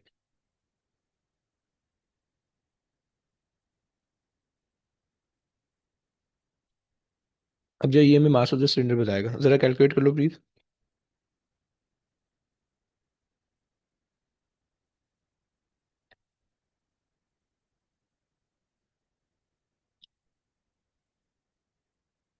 आ रहा है सही।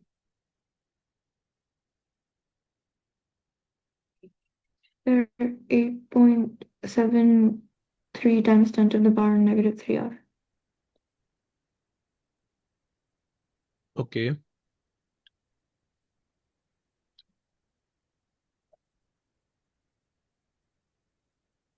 exponent -3.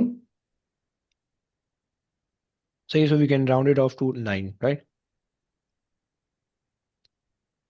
फिर आगे रीड करें. Deduce whether an identical hollow cylinder made of gold would also float. Assume that the volume of gold is the same as the volume of brass. Density of gold 19.3 times 10 exponent 3. Density of brass 8.7 times 10 exponent 3. Hmm. So वैसे तो अगर हम देखें तो हमारे पास जो है, अगर हम अब वो निकाल लें, क्या बोलते हैं, अपथ्रस्ट निकाल लें, राइट, और यानी डेंसिटी ऑफ द, नहीं, अगर हम इसके अंदर क्या क्या कर सकते हैं. सही है, वॉल्यूम हमारे पास सेम आ जाएगा, डेंसिटी हमारे पास है, अगर हम मास निकाल लें. सही है, ये हमारे पास इसका मास आया सिलेंडर का. सही है. इन्होंने कहा deduce whether the identical hollow made with assume that the volume gold has the same volume. सही है. सही है, हमने वॉल्यूम तो हमने सेम कर दिया, और राइट, लेकिन खैर कुछ कुछ कुछ कुछ अगर हम अपने जहन में बनाए,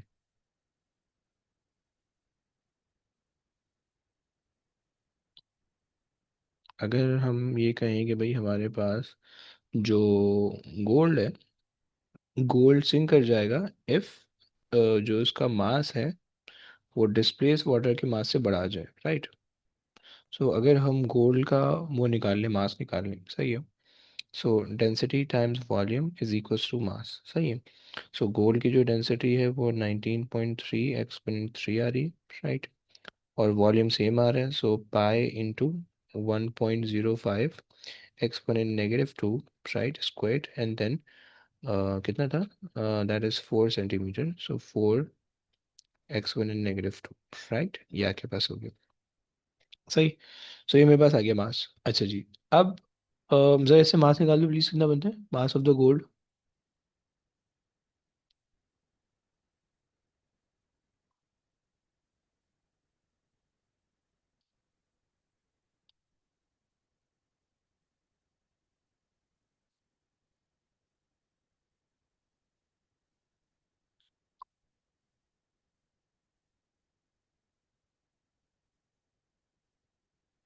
0.27.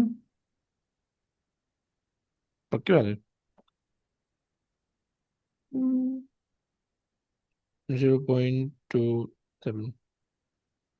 ये बहुत ज्यादा नहीं आया, या ओके.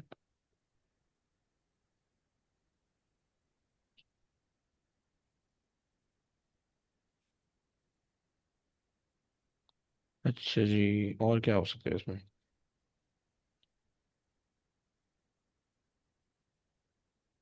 Answer 0.84. क्या चीज, 0.84. हाँ जी. ओके, 0.84. अच्छा जी, सो अगर ये हमारे पास मास ऑफ द गोल्ड आ रहा है, सही है. सो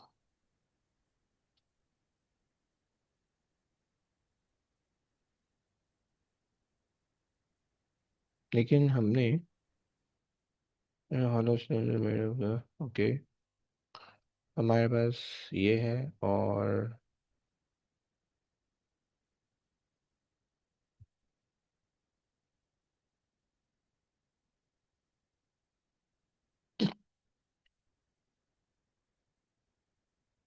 डेंसिटी हमें दी हुई है. अगर ब्रास की डेंसिटी से, अगर हम, हमारे पास हाइट दी हुई है, डायमीटर दिया हुआ है, एक सेकंड. सही है, चलो. अच्छा, ये हमारे पास इसका मास आ रहा है. अब जो, अब हमें अगर हम ये देख लें कि भाई हमारे पास कितना मास ऑफ द वाटर अगर फुली सबमर्ज हो रहा है, नहीं, फुली सबमर्ज होने का नहीं, यार सेंस नहीं बन रहा है, इसका सेंस नहीं बन पा रहा है ऐसे, कुछ और.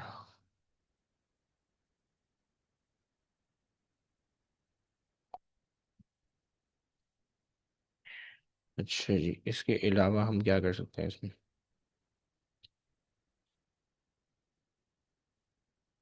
चलो, अगर फुली सबमर्ज के लिए हम इसके लिए वो निकालें, अपथरस निकालें। सो रो, एक second, rho G and V, right, अगर हम इससे सब वो निकालें अपथरस, सही। सो और हमारे पास डेंसिटी है, या चलो हमने यहाँ पे मास निकाला है ना, हम यहाँ पे भी मास निकाल लेते हैं। इसको जो है ना एम मास कर लेते हैं, और ये एम जी होगा, तो जी से जी कैंसिल हो जाएगा, राइट। सो हम एक काम करते हैं, हम ये कर लेते हैं कि मास जो रिक्वायर्ड होगा पानी का वो हम देख लेते हैं। डेंसिटी हमें पता है पानी की 1000 है, सही। और फुली सबमर्ज जब हो जाएगा तो उसका जो भी वॉल्यूम है वो वॉल्यूम हमारे से ये होगा, सही है, पाई इंटू 1.05 एक्सपोनेंट -2, सही है, exponent -2 whole square, right, into 4 exponent -2, right. So यहाँ से अगर हम इसका मास निकालें, मास कितना आता है, मास बताना प्लीज। अगर तो वाटर का मास कम होगा और इसका मास ज़्यादा होगा तो इसका मतलब है कि सिंक हो जाएगा, अगर इसका ज़्यादा होगा उसका कम होगा तो फ्लोट करेगा, राइट। 0.043. 0.04। ओके, सर आप फिर से समझा सकते हैं? ज़्यादा है। तो मास of the gold is greater then mass of the water, तो आप कह सकते हो कि the weight of the gold, come on, the weight of the gold would be larger than the weight of displaced water, ये तुम अपथस भी कह सकते हो, right, displaced water, so it sinks, so it sinks, सही है। ऐसा मैंने ही किया कि भाई सिंकिंग के लिए जो है ना कंडीशन ये है कि भाई आपके पास जो है आपके पास जो वेट ऑफ द ऑब्जेक्ट है वो ज़्यादा होना चाहिए wait of the liquid displace से, राइट। सही हो गया। तो ये हमारे पास एक छोटा सा कॉन्सेप्ट है, राइट। सो उसके लिए बस हमने इन दोनों का वेट निकाल के चेक कर लिया कि भाई वेट ऑफ द गोल्ड क्या है। मास ऑफ द गोल्ड हमारे पास आ रहा है 0.84, राइट। और मास ऑफ द लिक्विड हमने निकाल लिया। अगर अगर तो ये अगर आप इसको पूरा पानी के अंदर लिक्विड के अंदर गोल्ड को पूरा सबमर्ज करो, सो लिक्विड के जो मेरे पास आ रहा है वो मेरे पास आ रहा है 0.043, राइट। तो इसका मतलब है कि इसका मास कम आ रहा है, उसका मास ज़्यादा आ रहा है। So it is like denser enough कि वो नीचे सिंक कर जाएगा, सही है। ठीक हो गया। जी। अच्छा जी, लेकिन इसको देखते हैं कि ये क्या कर रहे हैं। अच्छा जी, तो इसमें the reason anything float is because of the upthrust of the liquid is equal to the weight, right? Not greater. A disappointing number put the latter. Okay. A student, a statement of Archimedes' principle provide the explanation for why the upthrust is sufficient. Okay. Explanation in terms of the densities are difficult to justify, but many students were able to score mark with a slightly less direct explanation. Okay. चलो fine, ये हमने लिख दिया है। उसके बाद हमने कहा the mass of the cylinder is equal to the mass of the water displaced. Student needed to calculate 63% of the volume of the cylinder and then use the density of the water to get the mass. Okay, blah blah blah, ये हमारा भी सही हुआ है, सही है। अच्छा जी, इसमें प्रॉब्लम आ रहा है, इसको देखते हैं। There were a great variety of the way to solve this problem, and it was interesting to see some clever approach by many students which had not been anticipated by marking scheme, right? तो basically marking की के अंदर may be एक answer दिया हुआ होगा या एक वे दिया हुआ होगा, एंड यहाँ पे बहुत सारे पॉसिबल वेज है। Okay, the most common error was to assume that the gold cylinder was solid not hollow. इसका मतलब है नॉट, अच्छा जी, the gold cylinder was solid not hollow, okay, like the brass. One rendering spurious, यार ऐसे ऐसे word लिखते हैं देखो। Any conclusion would flow. The simplest method was to compare the mass of the gold to the greatest mass of the water that could be displaced, right? तो greatest mass तब होगा कि जब वो पूरा पूरा सबमर्ज हो जाए, right? लेकिन एक मसला है, मैंने शायद एक गलती की हुई है। इन्होंने आपको बताया a hollow brass cylinder, okay, is floating. अच्छा, अगर हॉलो है,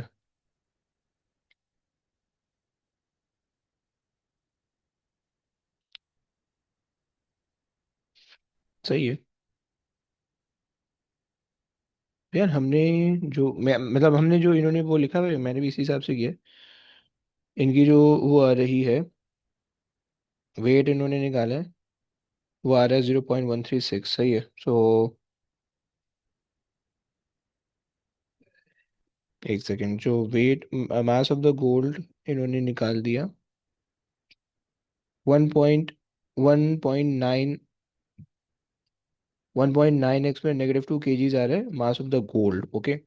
और मास ऑफ द वाटर जो इन्होंने निकाला है, जिसको ये अपथ्रस्ट कह रहे हैं, वो इनके पास आ रहा है 0.136 न्यूटन, ओके। अच्छा जी, एक सेकेंड, अगर हम देखें हमने कुछ ना कुछ गलती की हुई है इसमें, वैल्यू सेम नहीं आ रही है, और वैल्यू सेम आनी चाहिए, डेंसिटी मास टाइम वॉल्यूम, सही है। सो अच्छा, इन्होंने जो है दोनों को डिवाइड करके निकाला है इसका वॉल्यूम, सही है, और मल्टीप्लाई बाय इसकी डेंसिटी से, ये क्या है, सही है। सो ये यहाँ पे एक प्रॉब्लम आएगा, सही है। इसको ज़रा देखते हैं कि हमने वॉल्यूम इसका जो है ना डायरेक्टली ये लिया हुआ है। एक सेकेंड, अगर हम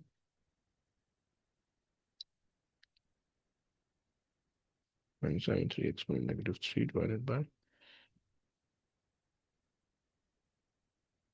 1 एक्सपोनेंट -6 आ रहा है, और यहाँ पे हमारे पास आ रहा है पाई इंटू 1.05 एक्सपोनेंट -2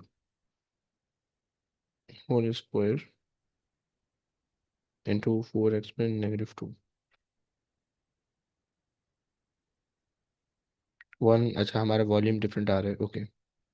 एक तो ये मसला है, ओके। बाकी इन्होंने वेट लिया हुआ है, और इंटू 9.81, सही है। वहाँ से अब थ्रस्ट के लिए इन्होंने किया है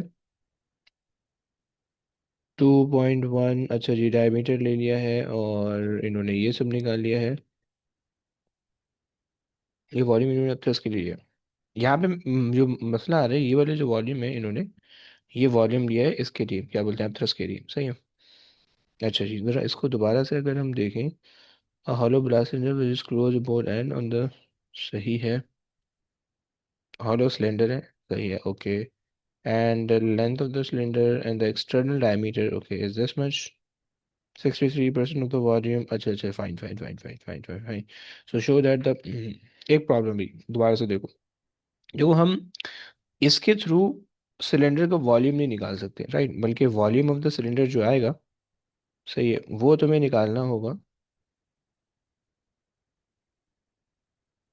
एक सेकंड, यहाँ पे अगर आप देखो, so volume of the cylinder आपके पास बनेगा, वॉल्यूम ऑफ द सिलेंडर बनेगा density, sorry, mass upon the density, right, mass of the brass, right, brass divided by the density of the brass, right, of brass, right।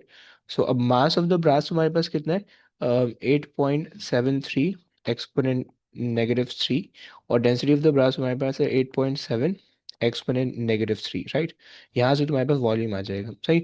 वो वाला हम क्यों नहीं कर सकते, वो वाला इसलिए नहीं कर सकते भाई, क्योंकि एक्सटर्नल डायमीटर इंटरनल डायमीटर अलग अलग है, हॉलो सिलेंडर है, हम उसको नहीं निकाल सकते, राइट। हम इससे जो निकाले ना, ये जो हमने किया हुआ था पहले पहले जो हमने यहाँ पे किया हुआ था, उससे हमारे पास हम ये कंसिडर करेंगे कि हॉलो सिलेंडर नहीं है बल्कि सॉलिड सिलेंडर उससे कंसिडर हो जाएगा, राइट।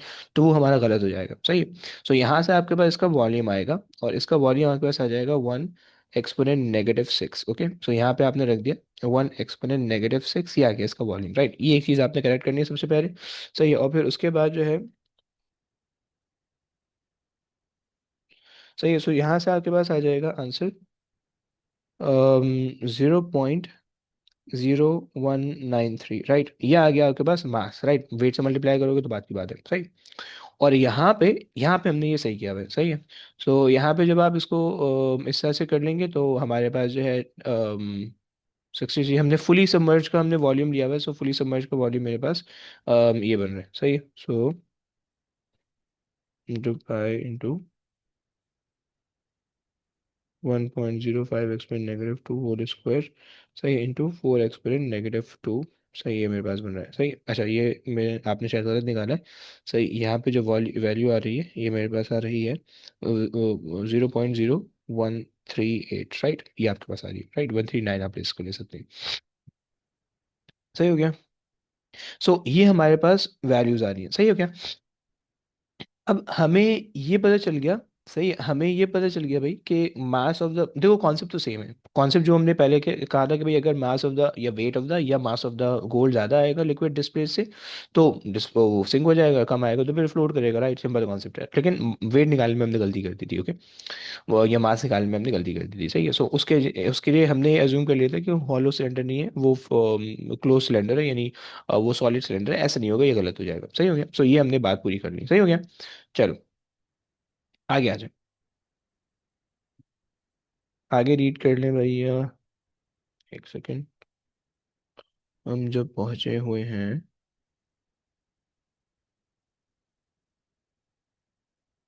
अच्छा जी, हाँ जी, खलिए रीड कर लो please. The photograph shows a toy pinball machine. The launcher is pulled back, compressing a spring. The spring obeys Hooke's law. When the launcher is released, the spring returns to its original length, and a small ball is launched horizontally into the machine. When the launcher is pulled back, the spring is compressed by 5 centimeter. When the spring is released, the ball is launched at a speed of 8 centimeter per second. Show that the kinetic energy of the ball just after launching is about 4 times 10 to the power minus 5 joules. Mass of ball equals 12 grams. Okay, half M square लगा दे, right.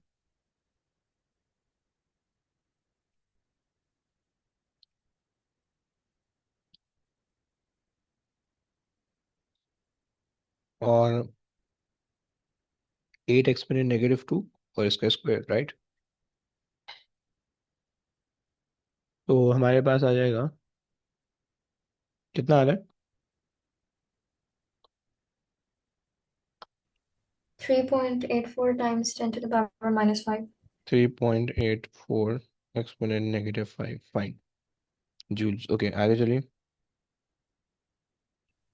Determine the force on the ball when the spring is released. अच्छा जी, हम ये assume करेंगे कि भाई हमारे पास जो है ना, इन्होंने यहाँ पे कहीं पर the ball launches okay show that kinetic energy, तो हम ये अज्यूम कर देते हैं कि जो स्प्रिंग है ना, इस स्प्रिंग में जितनी इलास्टिक पोटेंशियल एनर्जी है, जैसे ही बॉल को लॉन्च करेगा सारी की सारी काइनेटिक में कन्वर्ट होगी। हम ये अज्यूम कर लेते हैं, राइट। सो अच्छा, जब हम ऐसा अज्यूम करेंगे तो हम कह सकते हैं कि भाई elastic potential energy which is 1/2 F X, right, is equals to kinetic energy, right. अच्छा जी, और हमने फोर्स चाहिए, हमें फोर्स चाहिए है, और हमने कहा कि भाई कंप्रेशन हमें दी हुई है, ये रही, सही है, और हमने रख लिया। So kinetic energy 3.84 exponent -5, right, and then multiply by 2 divided by extension में दी हुई है 5 एक्सपोनेंट -2 की, राइट। यहाँ से आ जाएगी फोर्स कितनी आती?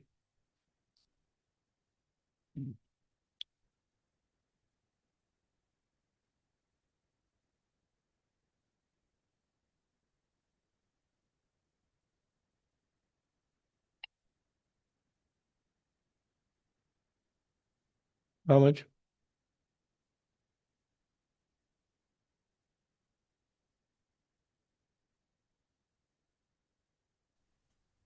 1.536 times 10 to the power minus 5.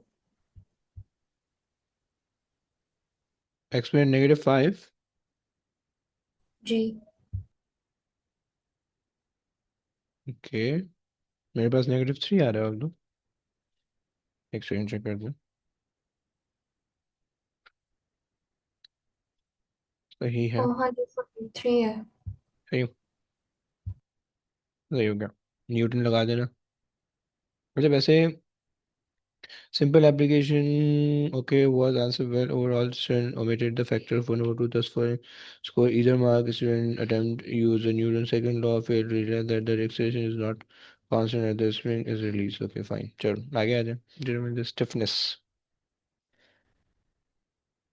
So हमें फोर्स भी बताया, एक्सटेंशन भी बताया, तो हम स्टिफनेस निकाल लेते हैं कि ये राइट. सो एफ हमारे पास है 1.5 54 exponent -3 right divided by extension जो है वो हमें जो है 4 सेंटीमीटर की 5 सेंटीमीटर की दी हुई है. सो 5 एक्सपोनेंट -2. सही है. सो के आ जाएगा, के कितना आता है?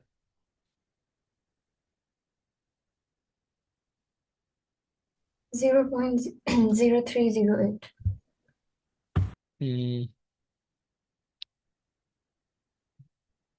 तो 0.03 वन ले लेते. और हम कह देंगे कि भाई न्यूटन पर सेकंड. चलिए आगे चलें. The spring returns to its original length L. Sketch a graph on the axis below to show how the velocity of the ball varies with the length of the spring. अच्छा जी. अब अगर जो है वो आप सबसे पहले इसको रिलेट कर ले भाई. अगर हम देखें कि भाई एनर्जी जो है ना वो काइनेटिक एनर्जी से इलास्टिक पोटेंशियल एनर्जी कन्वर्ट हो रही है राइट. सो काइनेटिक एनर्जी है हाफ एम वी स्क्वायर्ड और इलास्टिक पोटेंशियल एनर्जी है हाफ एफ एक्स ले लो. एफ एक्स ले लें, सही है, क्योंकि फोर्स हमारे पास कांस्टेंट है. सही है, एफ एक्स सही है. अच्छा, और एक्स जो है वो एक्सटेंशन है राइट. अगर हम एक्सटेंशन की बजाय वो ले लें, पूरी लेंथ ले लें right, which is original length. Okay, show that the velocity of the ball varies with the length of the spring. सही है. सो लेंथ इज बेसिकली यानी एक्सटेंडेड लेंथ होगी right. Extension plus the original length वो भी बन रहा होगा आपके पास राइट. यानी ये मतलब आपके पास बस ये रिलेशन बन रहा है राइट. सो अब आप अगर देखें so v is equal to L under root. मतलब अगर आप इसका डायरेक्ट रिलेशन देखें so v is directly proportional to root of L right. और आपको पता है कि अगर वो क्वाड्रेटिक ग्राफ होता है तो ग्राफ आपके पास उसका शेप कैसी होती है, उसकी शेप यूँ होती है राइट. और अगर रूट वाला ग्राफ होता है तो उसकी शेप फिर कैसे होती है कि रूट वाले ग्राफ की शेप जो है वो फिर आपके पास यूँ होती है राइट. इस ऐसे होती है राइट. सो अब ये रूट वाला ग्राफ है और यूँ कि पॉजिटिव एक्सिस में सिर्फ हम ऊपर वाला बना देंगे राइट. सो जो है हम ये इस तरह से बना देते हैं. क्लियर हो गया? क्या ये बात समझ में आती? जी. अच्छा जी. लेकिन अब एक और चीज़, क्या ये ग्राफ जीरो से स्टार्ट होना चाहिए? सो जीरो से स्टार्ट नहीं होना चाहिए क्योंकि ये एक्सटेंशन नहीं है, ओरिजिनल लेंथ है राइट. और ओरिजिनल लेंथ जीरो नहीं है, कोई उसकी कोई ना कोई इनिशियल वैल्यू होगी राइट. सो हम इस ग्राफ को थोड़ा सा आगे कर लेते हैं ताकि हमारा और ये सही हो जाए right. This is the original length value और यहाँ से आगे एक्सटेंशन है राइट. एक्सटेंशन आ जाएगी राइट. और जो वेलोसिटी है वो वेलोसिटी आप अपने हिसाब से देख लेंगे जो कि मैक्सिमम 8 तक जाती है राइट.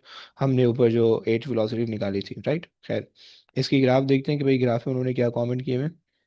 तो बाकी हम हमारे पास तकरीबन चीज़ें आसान थी, सही है, और हम देख भी चुके हैं.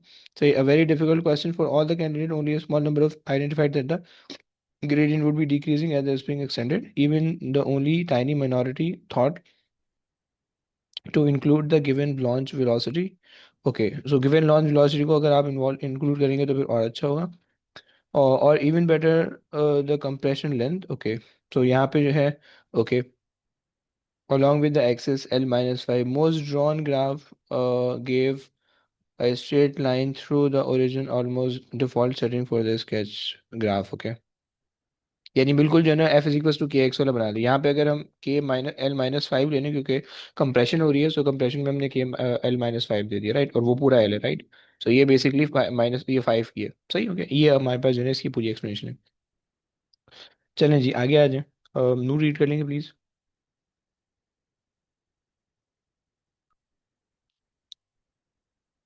If small spheres moving horizontally through a viscous liquid, Stokes' law can be used to calculate the drag force on an object. State the conditions that must apply for Stokes' law to be valid.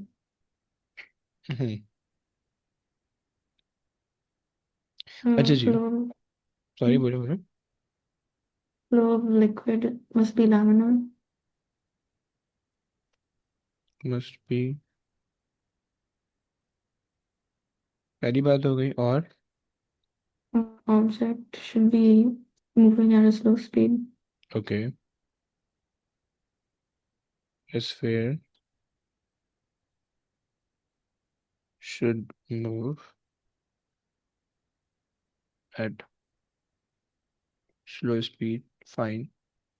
and अच्छा, वैसे तो दो हमारे पास acceptable है, but अगर आप और लिखना चाहें तो आप और भी लिख सकती हैं, लेकिन फाइन। ओके, क्या आपके पास जो ना रेडियस जो है वो स्मॉल होना चाहिए। सही है, खैर अगर इन्होंने मेंशन नहीं किया हुआ तो स्मॉल स्फीयर मेंशन किया हुआ, देन फाइन, नो प्रॉब्लम। आगे आ जाइए।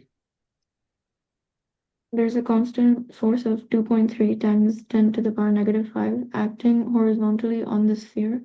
Diameter of sphere is 4.5 exponent -3. Viscosity of liquid is 7.1 exponent -2. At one instant, the speed of the sphere is 5.2 exponent -3.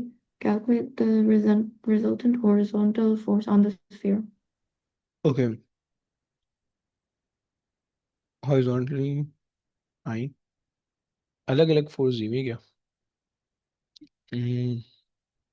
Horizontally, अच्छा फाइन। सो वो हॉरिजॉन्टली जा रहा है through the viscous liquid. Okay fine, एक second. सही है। सो ये हमारे पास ऑब्जेक्ट आ गया। सही है, there is a constant this acting horizontally on the sphere. Okay, diameter of the sphere और विस्कोसिटी ये है। At one instant the speed of the sphere is this. Okay, so हमारे पास जो है, सो लेट्स से कि भाई अगर हम जो है इसको इमेजिन कर लें कि भाई ये आगे जा रहा है स्फीयर, राइट। तो इस पे जो ड्रैग फोर्स आएगी वो पीछे आ जाएगी, drag force, right. Drag force पीछे आ जाएगी, सही है। और रिजल्टेंट फोर्स जो है वो गिवन फोर्स में से ड्रैग को माइनस करेंगे तो रिजल्टेंट आ जाएगी, है ना। सही है। सो अगर हम चलो ड्रैग निकालने की कोशिश करते हैं पहले। So F D is equal to 6 pi eta and R V. सही है। सो 6 पाई, ये पाई होना चाहिए, एंड देन ईटा हमारे पास है 7.1 एक्सपोनेंट -2, राइट। एंड आर हमारे पास है 2.25 एक्सपोनेंट -3, राइट। डिवाइड बाई 2 कर दिया, सही है। और जो वी था वो हमारे पास है 5.2 एक्सपोनेंट -3, राइट। यहाँ से इसकी स्पीड निकालते कितनी आ रही है, सॉरी इसकी फोर्स, ड्रैग फोर्स कितनी आ रही है।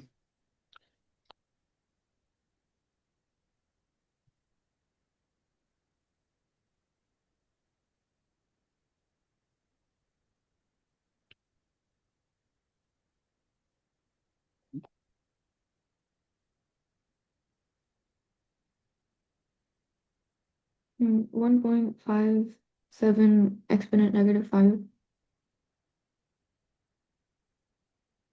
सही है। अब इन दोनों को माइनस कर देते हैं तो इसका मतलब है फॉरवर्ड फोर्स ये होगी शायद, राइट। जो कि हमारे पास है 2.3 एक्सपोनेंट -3 -5, और ये है 1.5 से सब्ट्रैक्ट करने कितना आता है।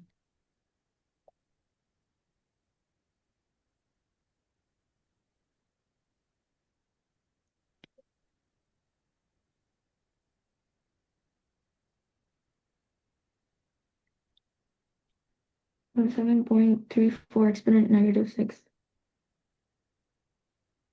-6, this is going to be the resultant force. Okay fine, आगे आ जाइए please. Calculate the maximum speed of the sphere in the horizontal direction. Hmm Hmm. अच्छा, मैक्सिमम स्पीड कब होगी? कि जब ड्रैग फोर्स, जब रिजल्टेंट फोर्स जीरो हो जाए, है ना। तभी मैक्सिमम स्पीड हो Okay. सकती है, क्योंकि अगर रिजल्टेंट फोर्स जीरो नहीं होगी तो ऑब्वियस सी बात है इसकी स्पीड ऐसे ऐसे इंक्रीज इंक्रीज इंक्रीज होती रहेगी, राइट। सो उसके लिए हम Hmm. अज्यूम कर लेते हैं कि भाई let F D is equals to 7.3 exponent -3, right. So ये हो गया। फिर इसमें हमने रख लिया 6 पाई, 6 पाई ईटा की वैल्यू हमारे पास आ गई 7.1, 7.1 एक्सपोनेंट -2, सही है, -2, सही है। एंड देन जो आर है that is going to be 2.25 2.25 exponent -2 -3 सही। सो निकाल दो कितना आ गई। सो ये हमने ये v ये अब ये v निकल के आएगी राइट। हमने कहा यहाँ पे कि let F D is equal to 7.3 exponent -3 सही।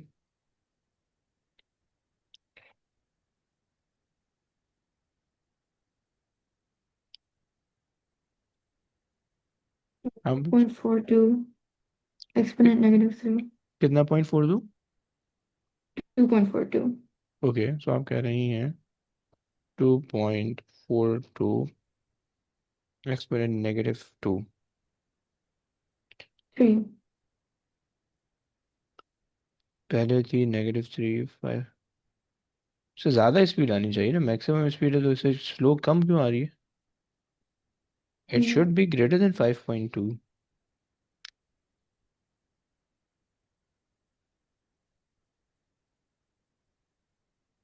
एक सेकंड कैलकुलेट करें दोबारा से। 7.3 exponent -3 divided by 6 pi into 7.1 exponent -2 into 2.25 exponent -3।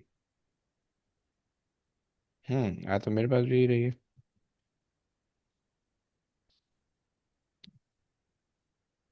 अच्छा एक सेकंड हमें रिजल्टेंट फोर्स हमारे पास यार, अरे यार रिजल्ट एक गलती हो गई यार।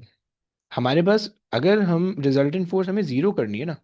रिजल्ट रिजल्टेंट फोर्स हमें जीरो करनी है। ये रिजल्टेंट फोर्स ये फॉरवर्ड फोर्स और ये फॉरवर्ड फोर्स तो ये है राइट। ये गलती हो गई। रिजल्टेंट फोर्स हमें जीरो करनी है राइट। और रिजल्टेंट क्योंकि रिजल्टेंट फोर्स जीरो होगी मैक्सिमम वेलोसिटी तब आएगी। और मैक्सिमम तो उसके लिए हमने ड्रैग फोर्स को फॉरवर्ड फोर्स के इक्वेट करना था। सही है। तो ये जो है ना ये इसकी जगह पे वो वाली वैल्यू आनी चाहिए थी जो कि मैंने ये लिख दी राइट। ये होगा 2.3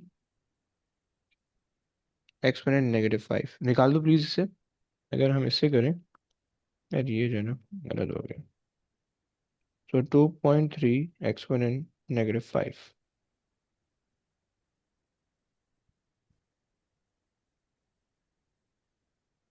सो जो मैक्सिमम वेलोसिटी मेरे पास आ रही है वो मेरे पास आ रही है 7.63 एक्सपोनेंट -3 सही है। सो वी मेरे पास आ रही है 7.638 एक्सपोनेंट -3 राइट। अच्छा पहले वैल्यू बहुत बड़ी आ रही थी इसका मतलब है 2.4 समथिंग बन रहा था। सही है। सो हम ये कह सकते हैं 7.6 एक्सपोनेंट -3 मीटर्स पर सेकेंड राइट। अच्छा जी उसके बाद जो है आपसे कह रहे हैं कि अ लार्ज डायमीटर। अच्छा पढ़ लो रीड कर लो प्लीज समझ में आ गया ना। Okay. The larger diameter sphere in the same liquid is acted upon by the same constant force as in B. The liquid is at a lower temperature. Explain the effect these changes have on the maximum speed of the sphere. अच्छा जी so अगर हम F D divided by 6 pi and then eta and R यहाँ पे हम V ले लेते हैं right. So if you are taking the temperature to the lower level तो ऑब्वियसली बात है ईटा कम हो जाएगा विस्कोसिटी कम नहीं विस्कोसिटी ज़्यादा हो जाएगी। लोअर लोअर टेम्परेचर पे विस्कोसिटी ज़्यादा होगी और हायर टेम्परेचर पे विस्कोसिटी कम होगी राइट। थिनर लिक्विड हो जाएगा राइट। सो विस्कोसिटी ग्रेटर सही है and velocity smaller right. So maximum speed कम हो जानी चाहिए। सही है क्योंकि आपके पास जो है वो उससे ड्रैग फोर्स ज़्यादा आने लगेगी। सही है। तो एक तो ये बात हो गई। अच्छा जी दूसरी चीज़ है अगर आपके पास डायमीटर बड़ा होगा सो डायमीटर बड़ा होने की वजह से अगेन ड्रैग फोर्स ज़्यादा होगी तो वेलोसिटी कम हो जाएगी है ना। ओके। सो हम ये कह सकते हैं कि भाई हमारे पास at low temperature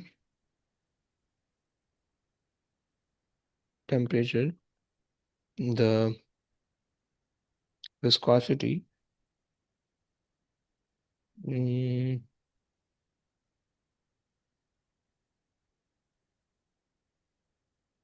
viscosity will be higher okay which increase the drag force, right? And decrease the maximum velocity, right? एक बात हो गई। और फिर दूसरी चीज़ है कि भाई increasing the diameter will increase the drag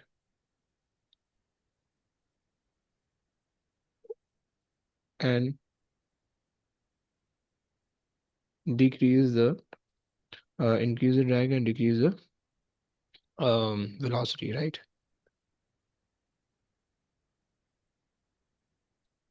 चलो ये हो गया। सर इससे ड्रैग फोर्स ज्यादा कैसे होगा? देखो ना, आपका देखो ड्रैग फोर्स डिपेंड करता है सरफेस एरिया पे, राइट? तो अगर आप रेडियस बढ़ाओगे तो उसकी वजह से या डायमीटर बढ़ाएंगे तो सरफेस एरिया पूरा जो बॉल होगी या स्फीयर होगा बढ़ जाएगा, राइट? जब ज़्यादा सरफेस एरिया होगा तो जब वो फ्लो करेगा लिक्विड के अंदर तो more liquid will get into contact with the sphere, तो उसकी वजह से, राइट? ठीक है। अच्छा जी, चलो आखिरी क्वेश्चन, फिर उसके बाद यस लास्ट क्वेश्चन। चलो आज अभी रीड कर लो।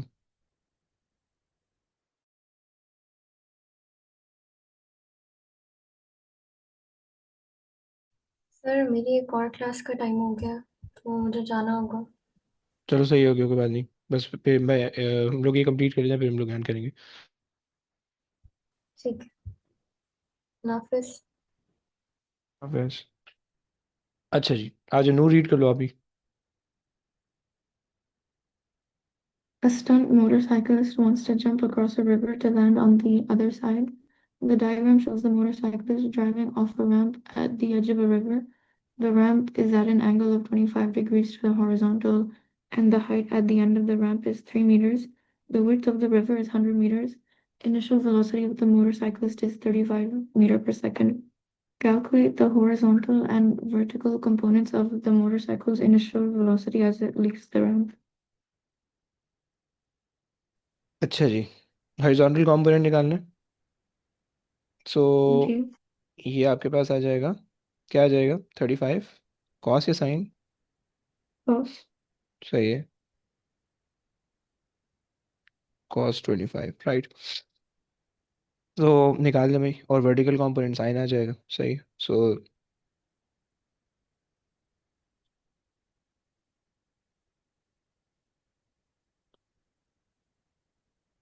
Horizontal 31.72 आ रहा है और 21 या 27?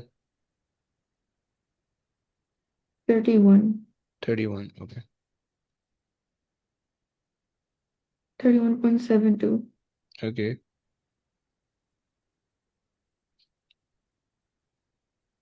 और 14.79।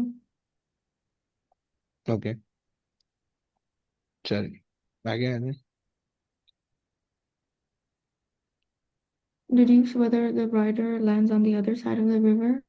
The effects of air resistance can be ignored. अच्छा जी,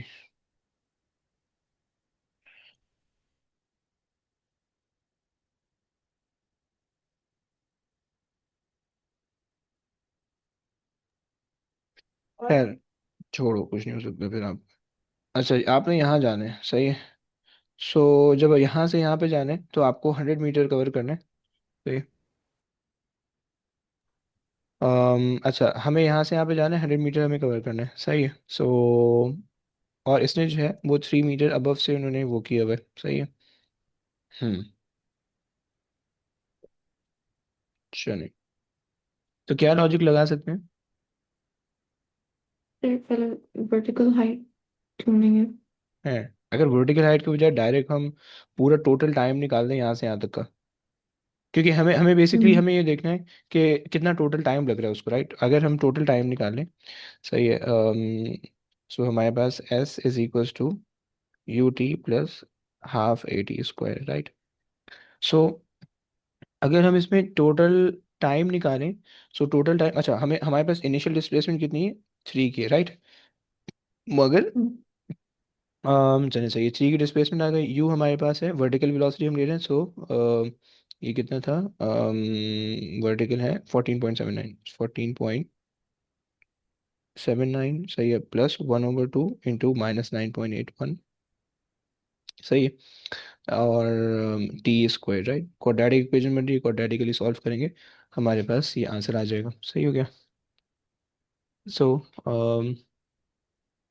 अच्छा, अगर हम इसको क्वाड्रेटिकली सॉल्व करें, सो हमारे पास हो जाएगा, अच्छा चलो मैं इसको पहले रीअरेंज कर लेते हैं, सो ये 9.81 divide by 2, 4.905 T squared, and then plus, अच्छा सॉरी ये माइनस में रहेगा, -14.79 और +3 इक्वल्स टू 0 राइट, ये टी आ जाएगा सही। सो 4.905 राइट, एंड -14.79 और +3 right.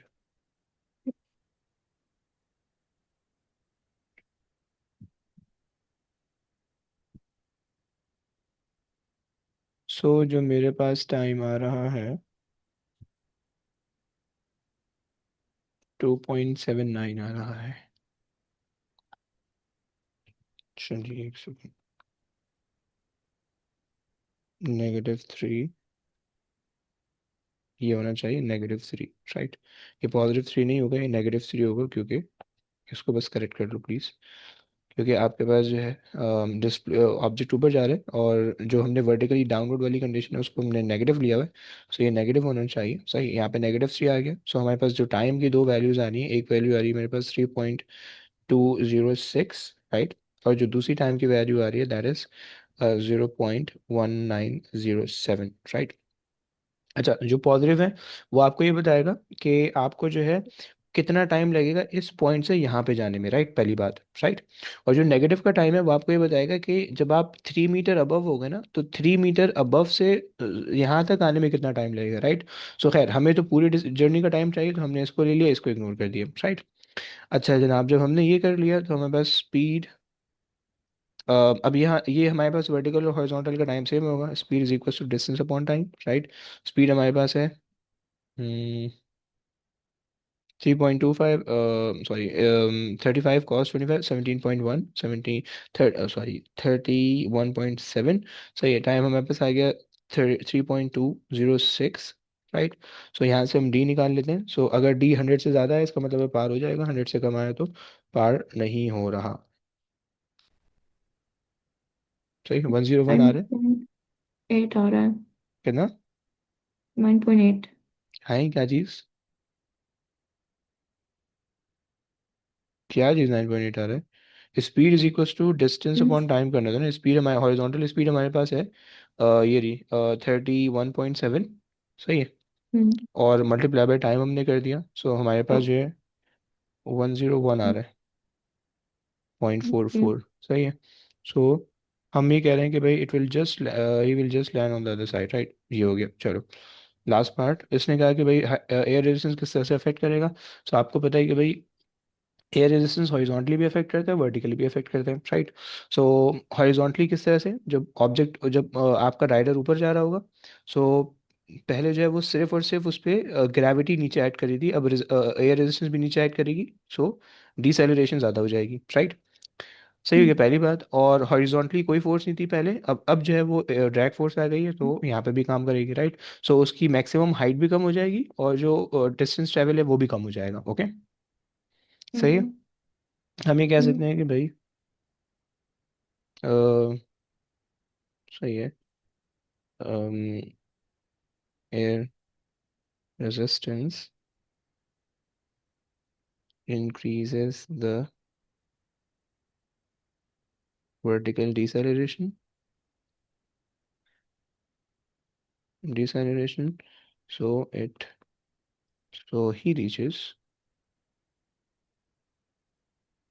uh, lower maximum height, lower max height, okay, and um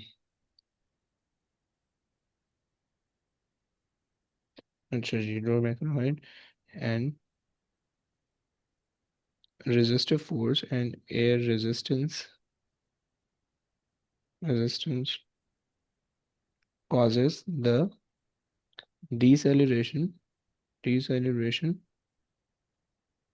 in the horizontal motion, सही है, which decrease the range या horizontal distance. बस ये आपके पास हो गया, सही।